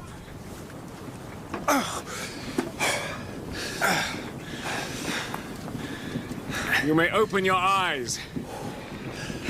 Why, This is superb. The foremost cross trees, if I'm not mistaken. Have you noticed, my dear sir, how it is very near identical with those of the mizzen and the main? An odd coincidence, ain't it? And I a guinea for every hour I've spent up here, Stephen. I should not be worrying about prizes, not discounting bills on my next quarter's pay. I should have been married long ago. And is your relic here for which you've dragged me up so far? On the cap. You have to stand up. There. J.A., do you see? I do. And these blousy forms, supporters cut on either side. Manatees at a hazard. Mermaids. Beer-drinking mermaids? I preserved this through 2 refits. Does it not raise your heart? I'm obliged to you, sir, for the sight of it, sure. But it does. Raise your heart, you know. Whatever you may say, it raises it 100 feet above the deck. Huh? Oh. You never smoked it, Stephen. Oh, I can get a good thing out from time to time. Sail ho! Where away, Mr. Callow? 2 points on the larboard bow, sir!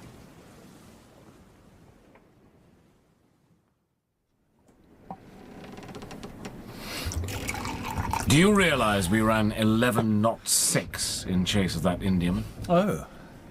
I'm sorry to hear that. Most concerned. Is there no remedy, my dear? I fear not. And a sad disappointment for you, not so much as a gun. Oh, I'm never disappointed by blood not shed. And the news she carried was not lucky for me, neither. The company's China fleet has already sailed. What of it? We shall not meet them. And I'd so looked forward to getting my packet of letters off to England by 'em. But there's more wretched yet. The nearest French squadron, our only real hope of a prize, is not within 3,000 miles of us. Is that so bad? Means you may convey His Excellency Mr. Stanhope unmolested to Campon. A diplomatic mission, however successful, is not the same as sink, take, burn, or destroy. Shall I pour? Pullings tells me he's served with the Honourable East India Company. It seems the captains become exceedingly rich. Oh, yes. They shake the pagoda tree like true British tars. Wallow in gold. But ask Pullings if he'd rather stay with John Company. No such captain will ever hoist his flag, Stephen. Oh, it's lucky you are, Jack of the Navy, in comparison with such poor men.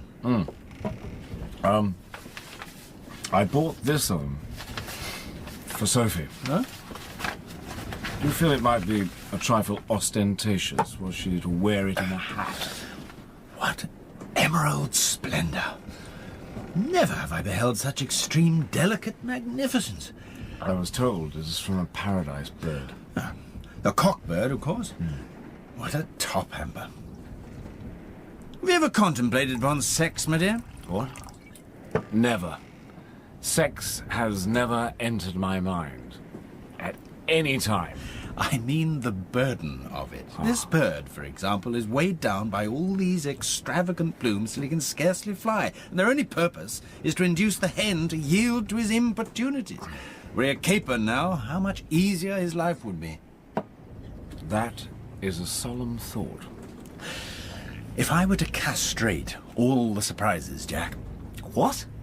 They would grow fat, placid.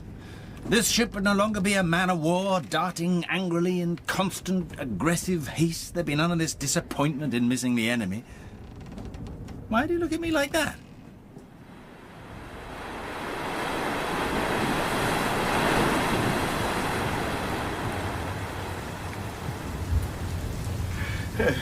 To le grandeur de votre domaine, au roi des 36 parapluies, très illustre éléphant de 1000 seigneurs. No, Mr. Stanhope, you transpose the elephants with the seigneurs at your peril.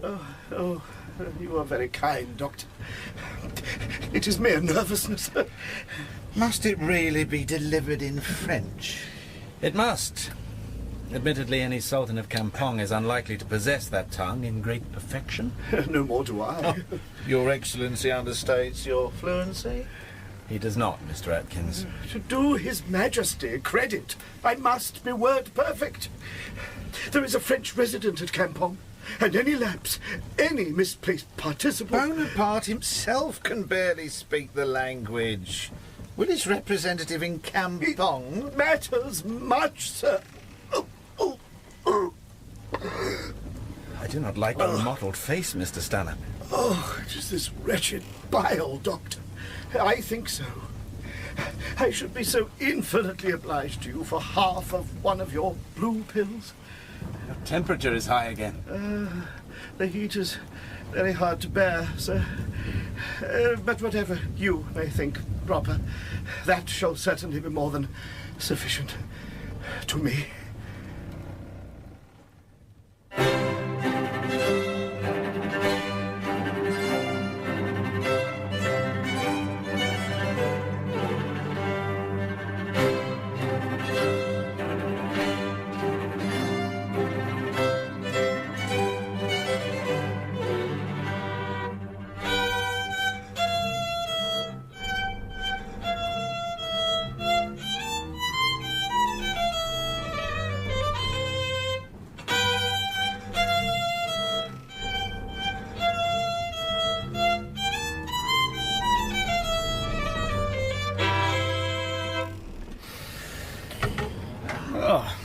You are much improved, Stephen. This hand can skip over the strings now, but I cannot hold a gun still, cannot defend myself if provoked. Count myself not a true Irish gentleman yet. Will you tell me what you were musing on through the adagio? It must have been something really pleasant. I was thinking about marriage. Ah. And my garden that goes with it. Must you have a garden when you're married? I was not aware. Certainly. I had provided myself with a fine merchantman prize, and my cabbages were already springing up in rank and file. You? I confess I muse upon Diana Villas. Stephen. You went so hard at Surprise's refitting there in Bombay to finish and sail by the 17th because you were told that was when she would be there. Not so? I feared for you, Stephen. What? That she would use me barbarously again? That? Or that you would fight her man Canning? Or both? You think I could not have stood it? You're not fit to be treated rough. And there was a rumour that Admiral Linois' squadron was off Cape that was Cormorant. stuff, Jack, and you know it was so. An untrue word intelligently spread to stop the rice ships from sailing. It's called rigging the market, and lark upon lark of rupees were made by it from Bombay's hungry poor. Aye. Well, damn 'em for a pack of greasy hounds, the speculators. I am recognizant of your concern for me, Jack. Well, thank you, my dear. You are a deep old file, you know. But you lit up like a boy at the mention of her name, though you did try to hide it. And I thought... I did not want... And for our mission, the monsoon winds... I fear we may not complete it. Mr. Stanhope is gravely ill. But you will set him up directly, Doctor, won't you? He is thin, dry, yellow, continually nauseous. I have read through and through my little library of tropical medicine, and I confess myself at sea. Oh, come now, Stephen. Was it another physician, I could believe it, but you? Never! Dr. Maturin, I beg you. By this? It is His Excellency. What is it? Come quick! Now, Doctor, for heaven's sake!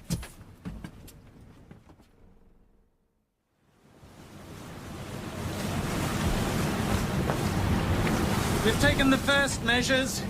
Mr. Stanhope is relatively comfortable, but I have to tell you, sir, his state is very grave. What may we do, Doctor? It's essential that he be set down on land. Another 24 hours of this bucketing must have a fatal issue. The nearest firm land, sir, if you please. Well, we could fetch Ben Coolan, but not in 24 hours. Must you have a civilized town, a hospital? Have I not made myself clear? Any land at all!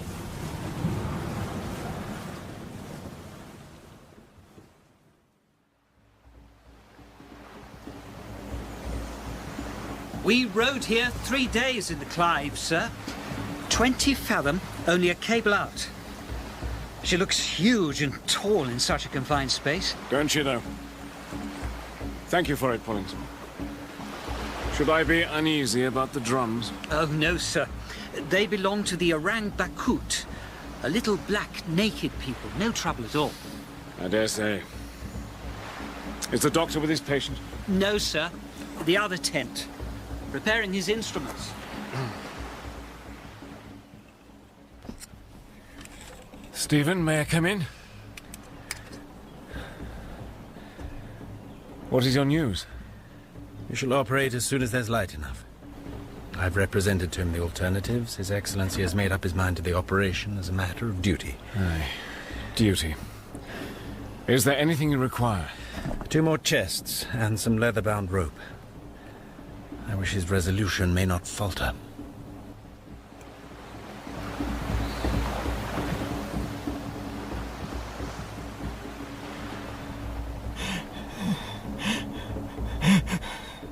It is so important. So important. Roi des 36 parapluies, 1000 éléphants. No improper claim to influence upon the Sultanate may be yielded to. This is so important. Mr. Stanhope. Your drummers must be exhausted, sire. This ceremony has already lasted many, many hours. Yeah, Mr. Stanhope, take a little water. Oh, I will gladly drink with you, sire, to the health of His Majesty the King. Très illustre Sultan de Campong des 36 éléphants. Éléphants.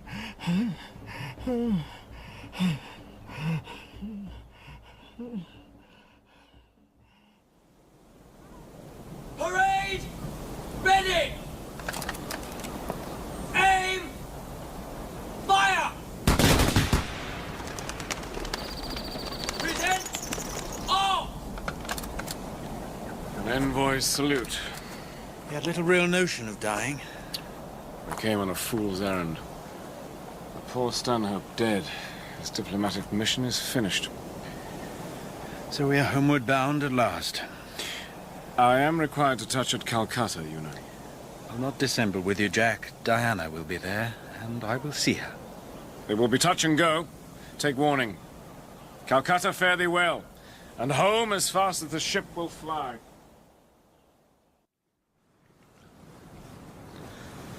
Are you indeed fully persuaded that they are not men of war? Just in what the difference lies, Mr. Atkins, I'm not prepared to say, but to right seamen, it is instantly apparent. They look wonderfully like, with their rows of guns. It is their study, so to appear. There is much piracy in these waters.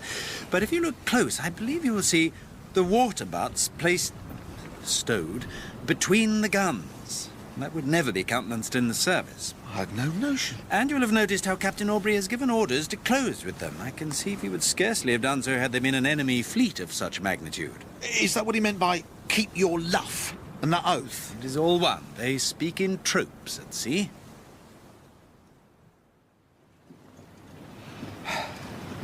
Now then, Yanka. You're always nattering about the wealth of the Orient. Take a look. Thank you, sir. Spy that ship that wears the Commodore's pendant. She's the Lushington. I made 2 voyages in her. Was you with the company then, Mr. Pullings? Now, look hard, Mr. Callow, for you will not likely see such a sight again. 39 Indiamen. There you have a clear 6 millions of money, not counting their officers' private ventures. 6 millions of money. God love us, Mr. Pullings. What a prize.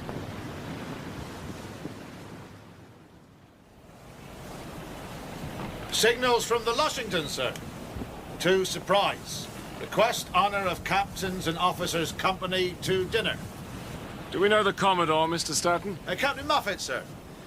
Well, the company's officers generally keep a good table. Another signal, sir. To the convoy. All ships.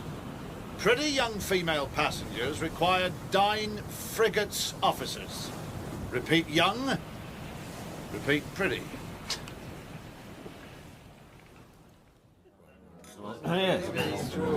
Gentlemen, a toast to our wives and sweethearts. Wives and sweethearts. Yeah, and may they never meet.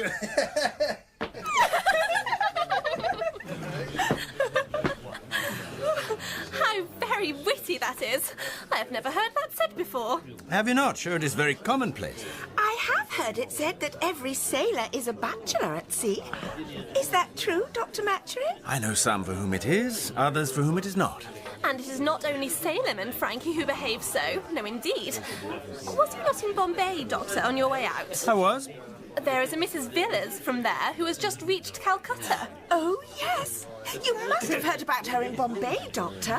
Well, you wonder at the reports. Nothing but an adventuress. It is dreadful. People are obliged to receive her and pretend not to know, because her gentleman friend... Say her protector, sister. And he is married. Well, so... He is vastly important.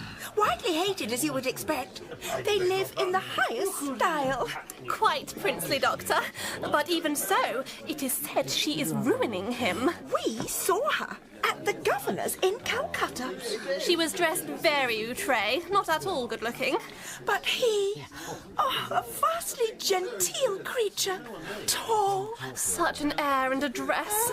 You would almost think that he was one of us. And then he looked at you, Aggie, in such a particular way.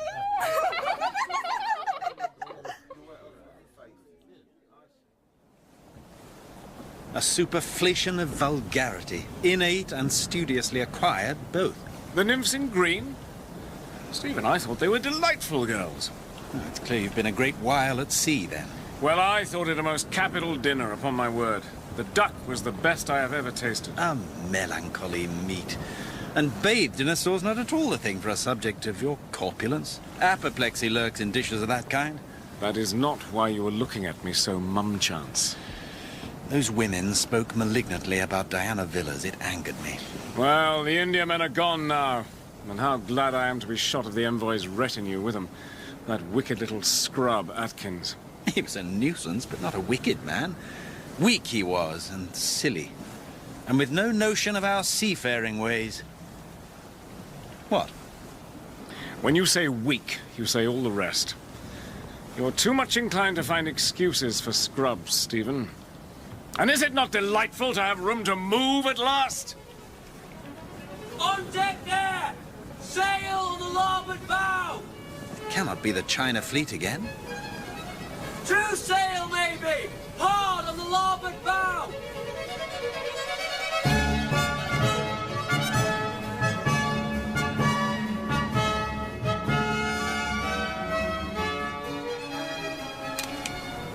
Mizzen topmast staysail under the main top. Who's that old-fashioned fella? It is Linois. Haul your wind! Haul your wind there! Bondon, out of port. Out of port, sir. Let fall the main course there! Strike the tenders! Mr. Babington, fore staysail, main again. Fore staysail and main again, sir! Marines! Marines there! Mr. Etheridge, stir up your men!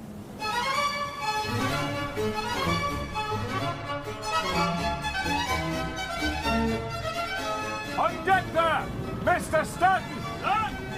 Dutch ensign! 2 or 3 hoists of the first signal flags that come to hand! 2 guns to windward! They must be made to think we have company!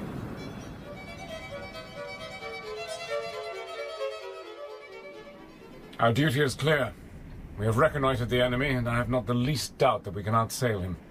We must beat up for the China fleet for which he is searching and do everything possible to preserve it. This is the same Monsieur de Linois who captured us in the Mediterranean. He is. I remember him perfectly. A cheerful, polite gentleman in a red waistcoat. He's an old fox, and I have no desire to be taken by him again.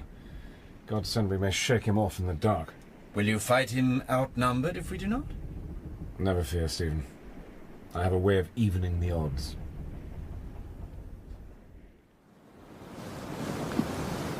I admire the regularity of your line, Mr. Muffet.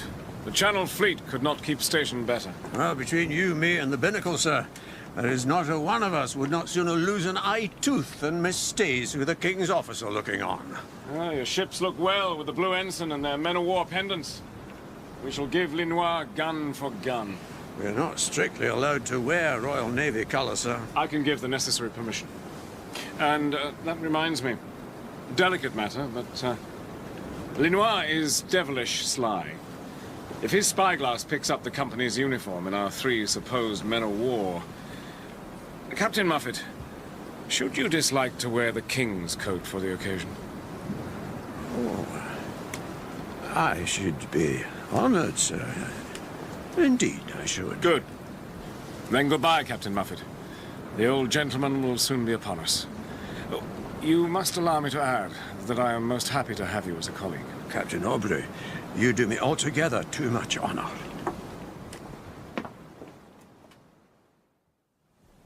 Royals! Stunsails all! What's the course, sir? By God, Sturton, he means to break our line. Pullings, a signal. Tack in succession, make all possible sail. Tack in succession, make all possible sail it is, sir. All hands about ship! Hard over. We'll run her aboard till the others come up. Mr. Harrowby, lay me athwart the Marengo's bow.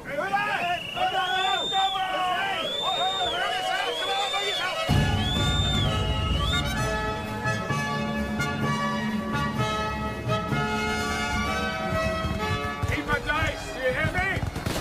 Harrowby! Mr. Harrowby's dead, sir. Bondon and Zabrinsky below. Does she steer? Prime, sir! Just my left arm sprung! 5 foot water in the well, sir, and rising. Half a point, Bondon. Half a point it is, sir! Unless she yaws, we will rake her, Mr. Stanton. Break! Lie flat! No!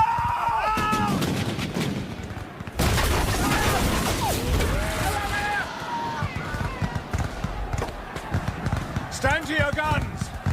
Mr. Pullings, clew up, back fore topsail. Clew up, back fore topsail, sir. Hard forward. Waste another shot. Wait for it. On the rise now. Fire!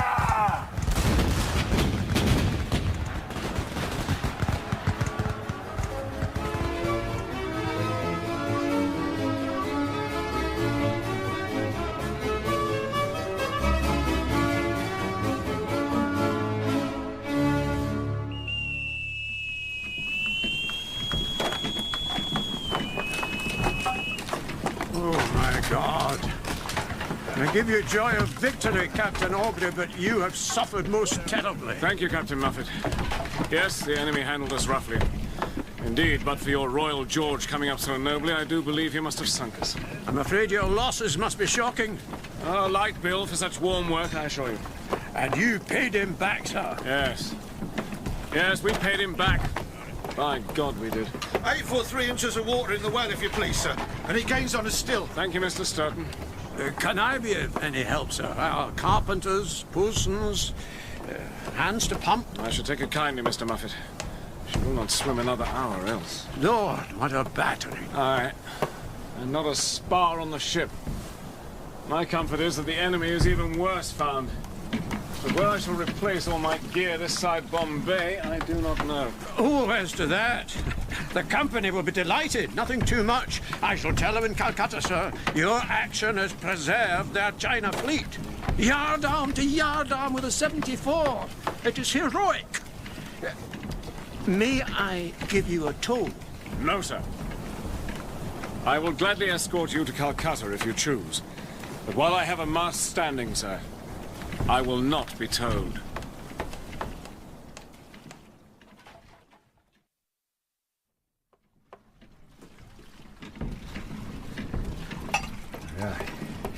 Well, sir, to you.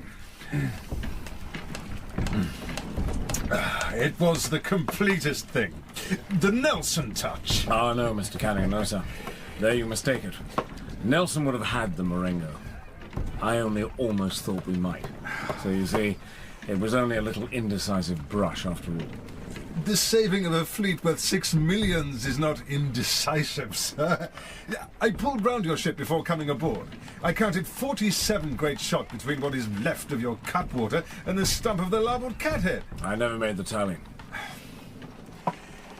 The company, my associates in trade, are, with the utmost tact and delicacy, very much hoping to express their sense of your achievement. I trust I do not offend you, sir. Not in the least. Oh, well then.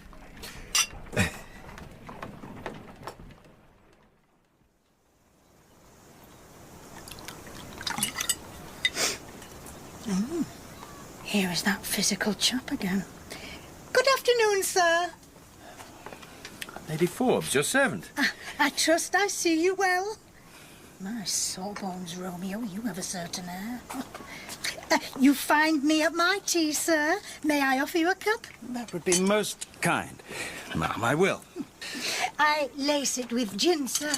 It is your only thing against this hot, relaxing Calcutta damp. Tea and gin? So, you have buried poor Stanhope, I hear. I'm afraid so. Well, well, we must all come to it. That's my comfort. Lord, the young men I have seen buried here. Mrs. Villas will be down directly. I dare say you would like to go and help her down yourself. She'll be lying there, stark naked, sweating under the punker. Another nip? I will not, ma'am, I thank you. Stephen, my conquering hero. Good afternoon, Villas. How glad I am to see your fizz at last. Is that your elephant? He graciously permitted me to ride upon his back. You must never leave him in the sun. How can you bear this wicked heat? It is that has been making me better. And we are beside ourselves with stickiness and vexation, are we not, madam? When I saw an elephant coming up the drive, I thought it must be that terrible bore Johnson again. He's always calling. An American gentleman, sir. Perfectly cultured. All that about their spitting on the floor is so much stuff. But he is a source of perpetual goddamn jealous scenes. Oh, yes, they've been at it hammer and tongs, thrown in the bloody coal scuttle, too. How I hate a man that makes scenes. But then everybody is furious in this weather. Maturin, come inside. I'm not furious. The fights, the scenes. She would reduce me to tears had I any left to shed. The elephant is for splendour and confidence. It is to deal with my indwelling, increasing apprehension, even dread. You will remember that last time we met, I begged you would do me the honour of marrying me. Why did you not ask me long ago, Stephen? You would have refused me. You're not averse to giving pain. So you were waiting until I had brought myself so low that you could do something quixotic like this? You mistake me. I might call it a great impertinence, Maturin. Were I not so fond of you. Diana. An affront. I have not come down to... You cannot really wish to marry me. I do. Here. You told me yourself long ago. The hunter does not really want the fox. But I do.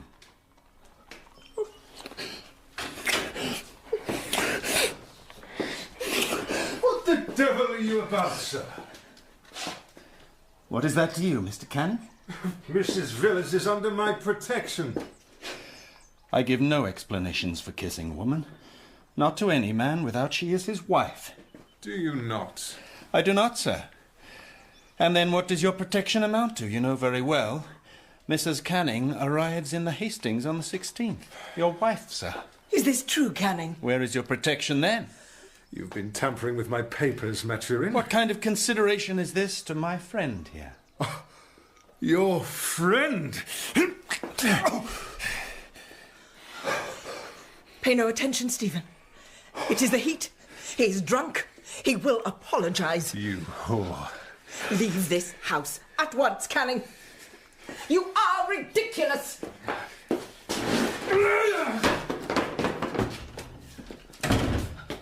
Do not notice it, Stephen.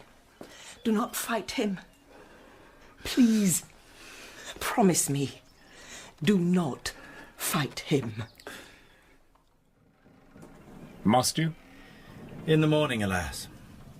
Here are some papers I must confide to you, the usual things. He was aboard, you know. Canning? He was sitting just where you do now. He offered me freight to carry home. What's freight? Oh, it means I'm clear of debt. Tinnavelli pearls, sapphires, 250,000 in treasure. My commission, 3%. I could see my cottage garden and Sophie. Who is your second? Lieutenant Etheridge. There's no settling without. He struck me. Stephen. Never vex your heart for me, Jack. My hands may not be what they were, but I have been out before. Many, many times. Once almost with you. Canning must certainly have been in wine. I was drinking with him. Made as we are, he and I, it was inevitable, I suppose. I am but the catalyst of his unhappiness, and so he must try to kill me. I like the man. So do I. God, Stephen. This is a black ending to the sweetest day.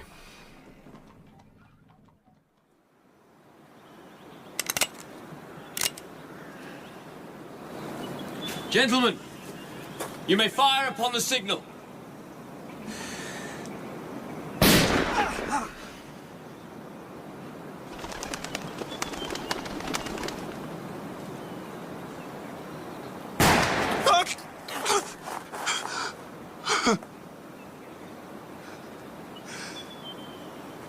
Bring me the other pistol.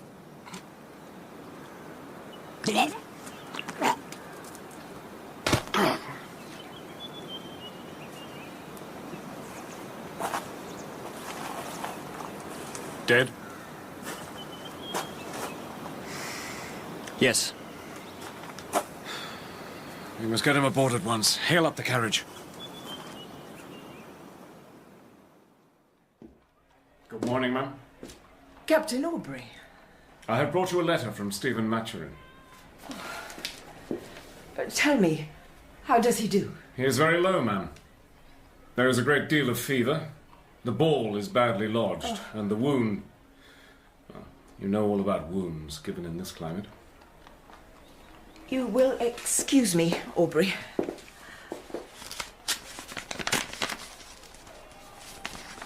Diana, you must come back to Europe.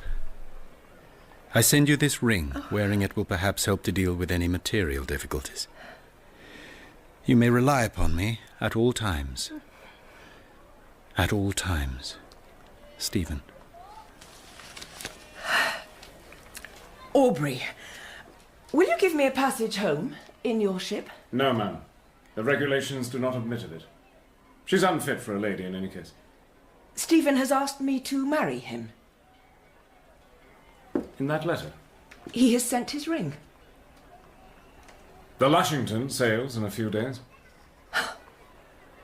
I always knew you were a weak man, Aubrey. But I did not know till now that you were a scrub. You have hurt my friend. And Canning, that fine man, is dead. No doubt that meeting at dawn might have taken place over the most virtuous of women. You are much the same as every man I have ever known, except for Maturin. You are false, weak, and in the end, a coward.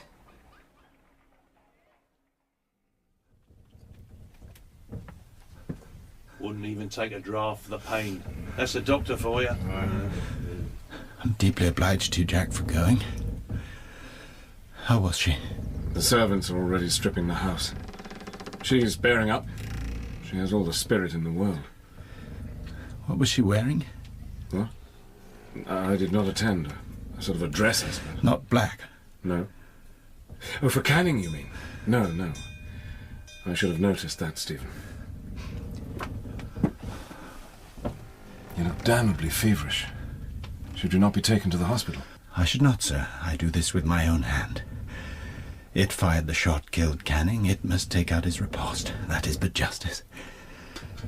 See this, Davia? Straight from the armourer's forge. Neat. A charming instrument, sure. Is there anything I can do? You may hold the mirror. Or my belly, thus, when I give the word. Does blood upset you? Bless you, Stephen. I have seen blood and wounds since I was a little boy. Let us begin then. Hold me, gentlemen.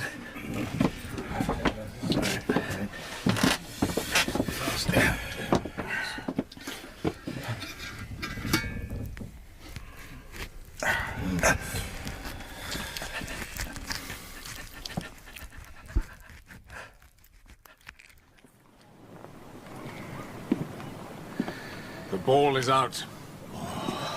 Thanks be to God. Let there be no noise abaft the mainmast, Mr. Prince. No noise it is, sir. You look wholly pale yourself, sir. Will you take a dram? Which your honour will have to change his coat. Breeches too. All over blood and only one bit. He opened himself with his own hands, right to the heart. I saw it beating in cold blood. Ah, sir, well, that's surgery for you. But it's Dr. Maturin we're talking about here. Remember the Sophie's gunner, sir? He'll be right as a trivet, never you fret. Do not let it put you off your dinner, sir.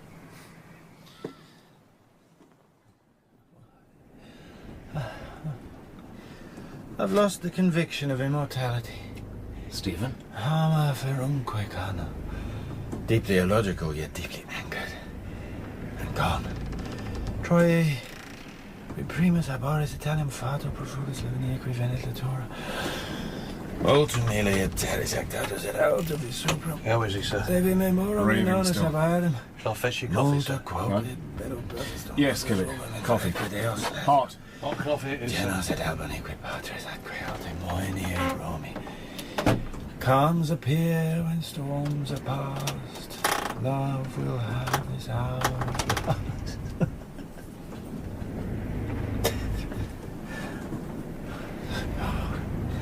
Diana, prostituting herself in an opera box, why I might have that very who offer to all comers. Lord, Stephen. Oh, that incredible grace of movement. Never dull, never cowardly. Physical grace. Dash. So taking the place of virtue. And you, Jack Aubrey, you will pierce yourself with your own weapon, I fear. A bottle of wine inside you and you'll go to bed with the next wind shows a gleam. Quit with regretting it all your days. You know no chance. Hush now. Usa mihi causas momora quonumini lies of quick Well, indolence regina. thank God we're in Latin again. Long may it last.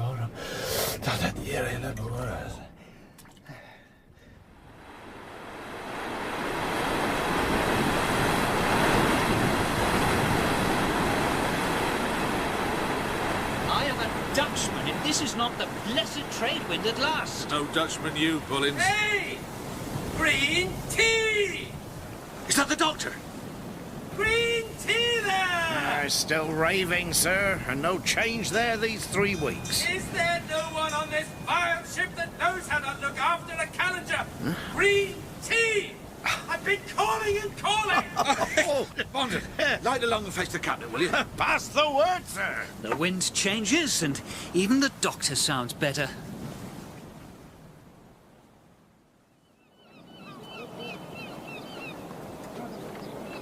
It was the wind that did it, Stephen. The blessed, the true southeast trade. The more I know of the Navy, the more I'm astonished by this weak belief in bugaboos. Say what you please. These things work. In spite of your eagerness to be home, yet you decline to sail on a Friday? For the men's sake. Oh, I reply, ha ha. And they have another day's shore leave. We will clear Madeira all the quicker for it, you shall see. And then I have but to run my treasure home. Sophie and I will be married, and the future is pure paradise. This is my agent's office. Captain Aubrey, welcome, sir. Lushington was in last week, and Captain Muffet told us all about your noble action. Allow me to wish you joy, sir, and shake you by the hand. Thank you, Mr. Henderson. Tell me, is there any mail? Oh, no, sir. Nobody would have expected you at the island these many months yet.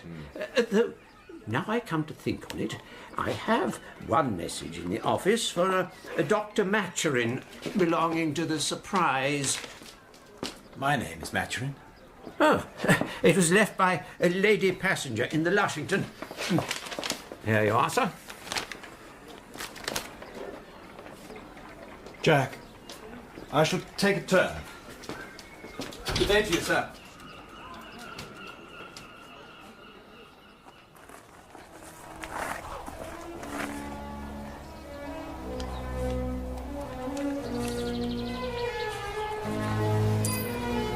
My dear Maturin, you will think me very cruel.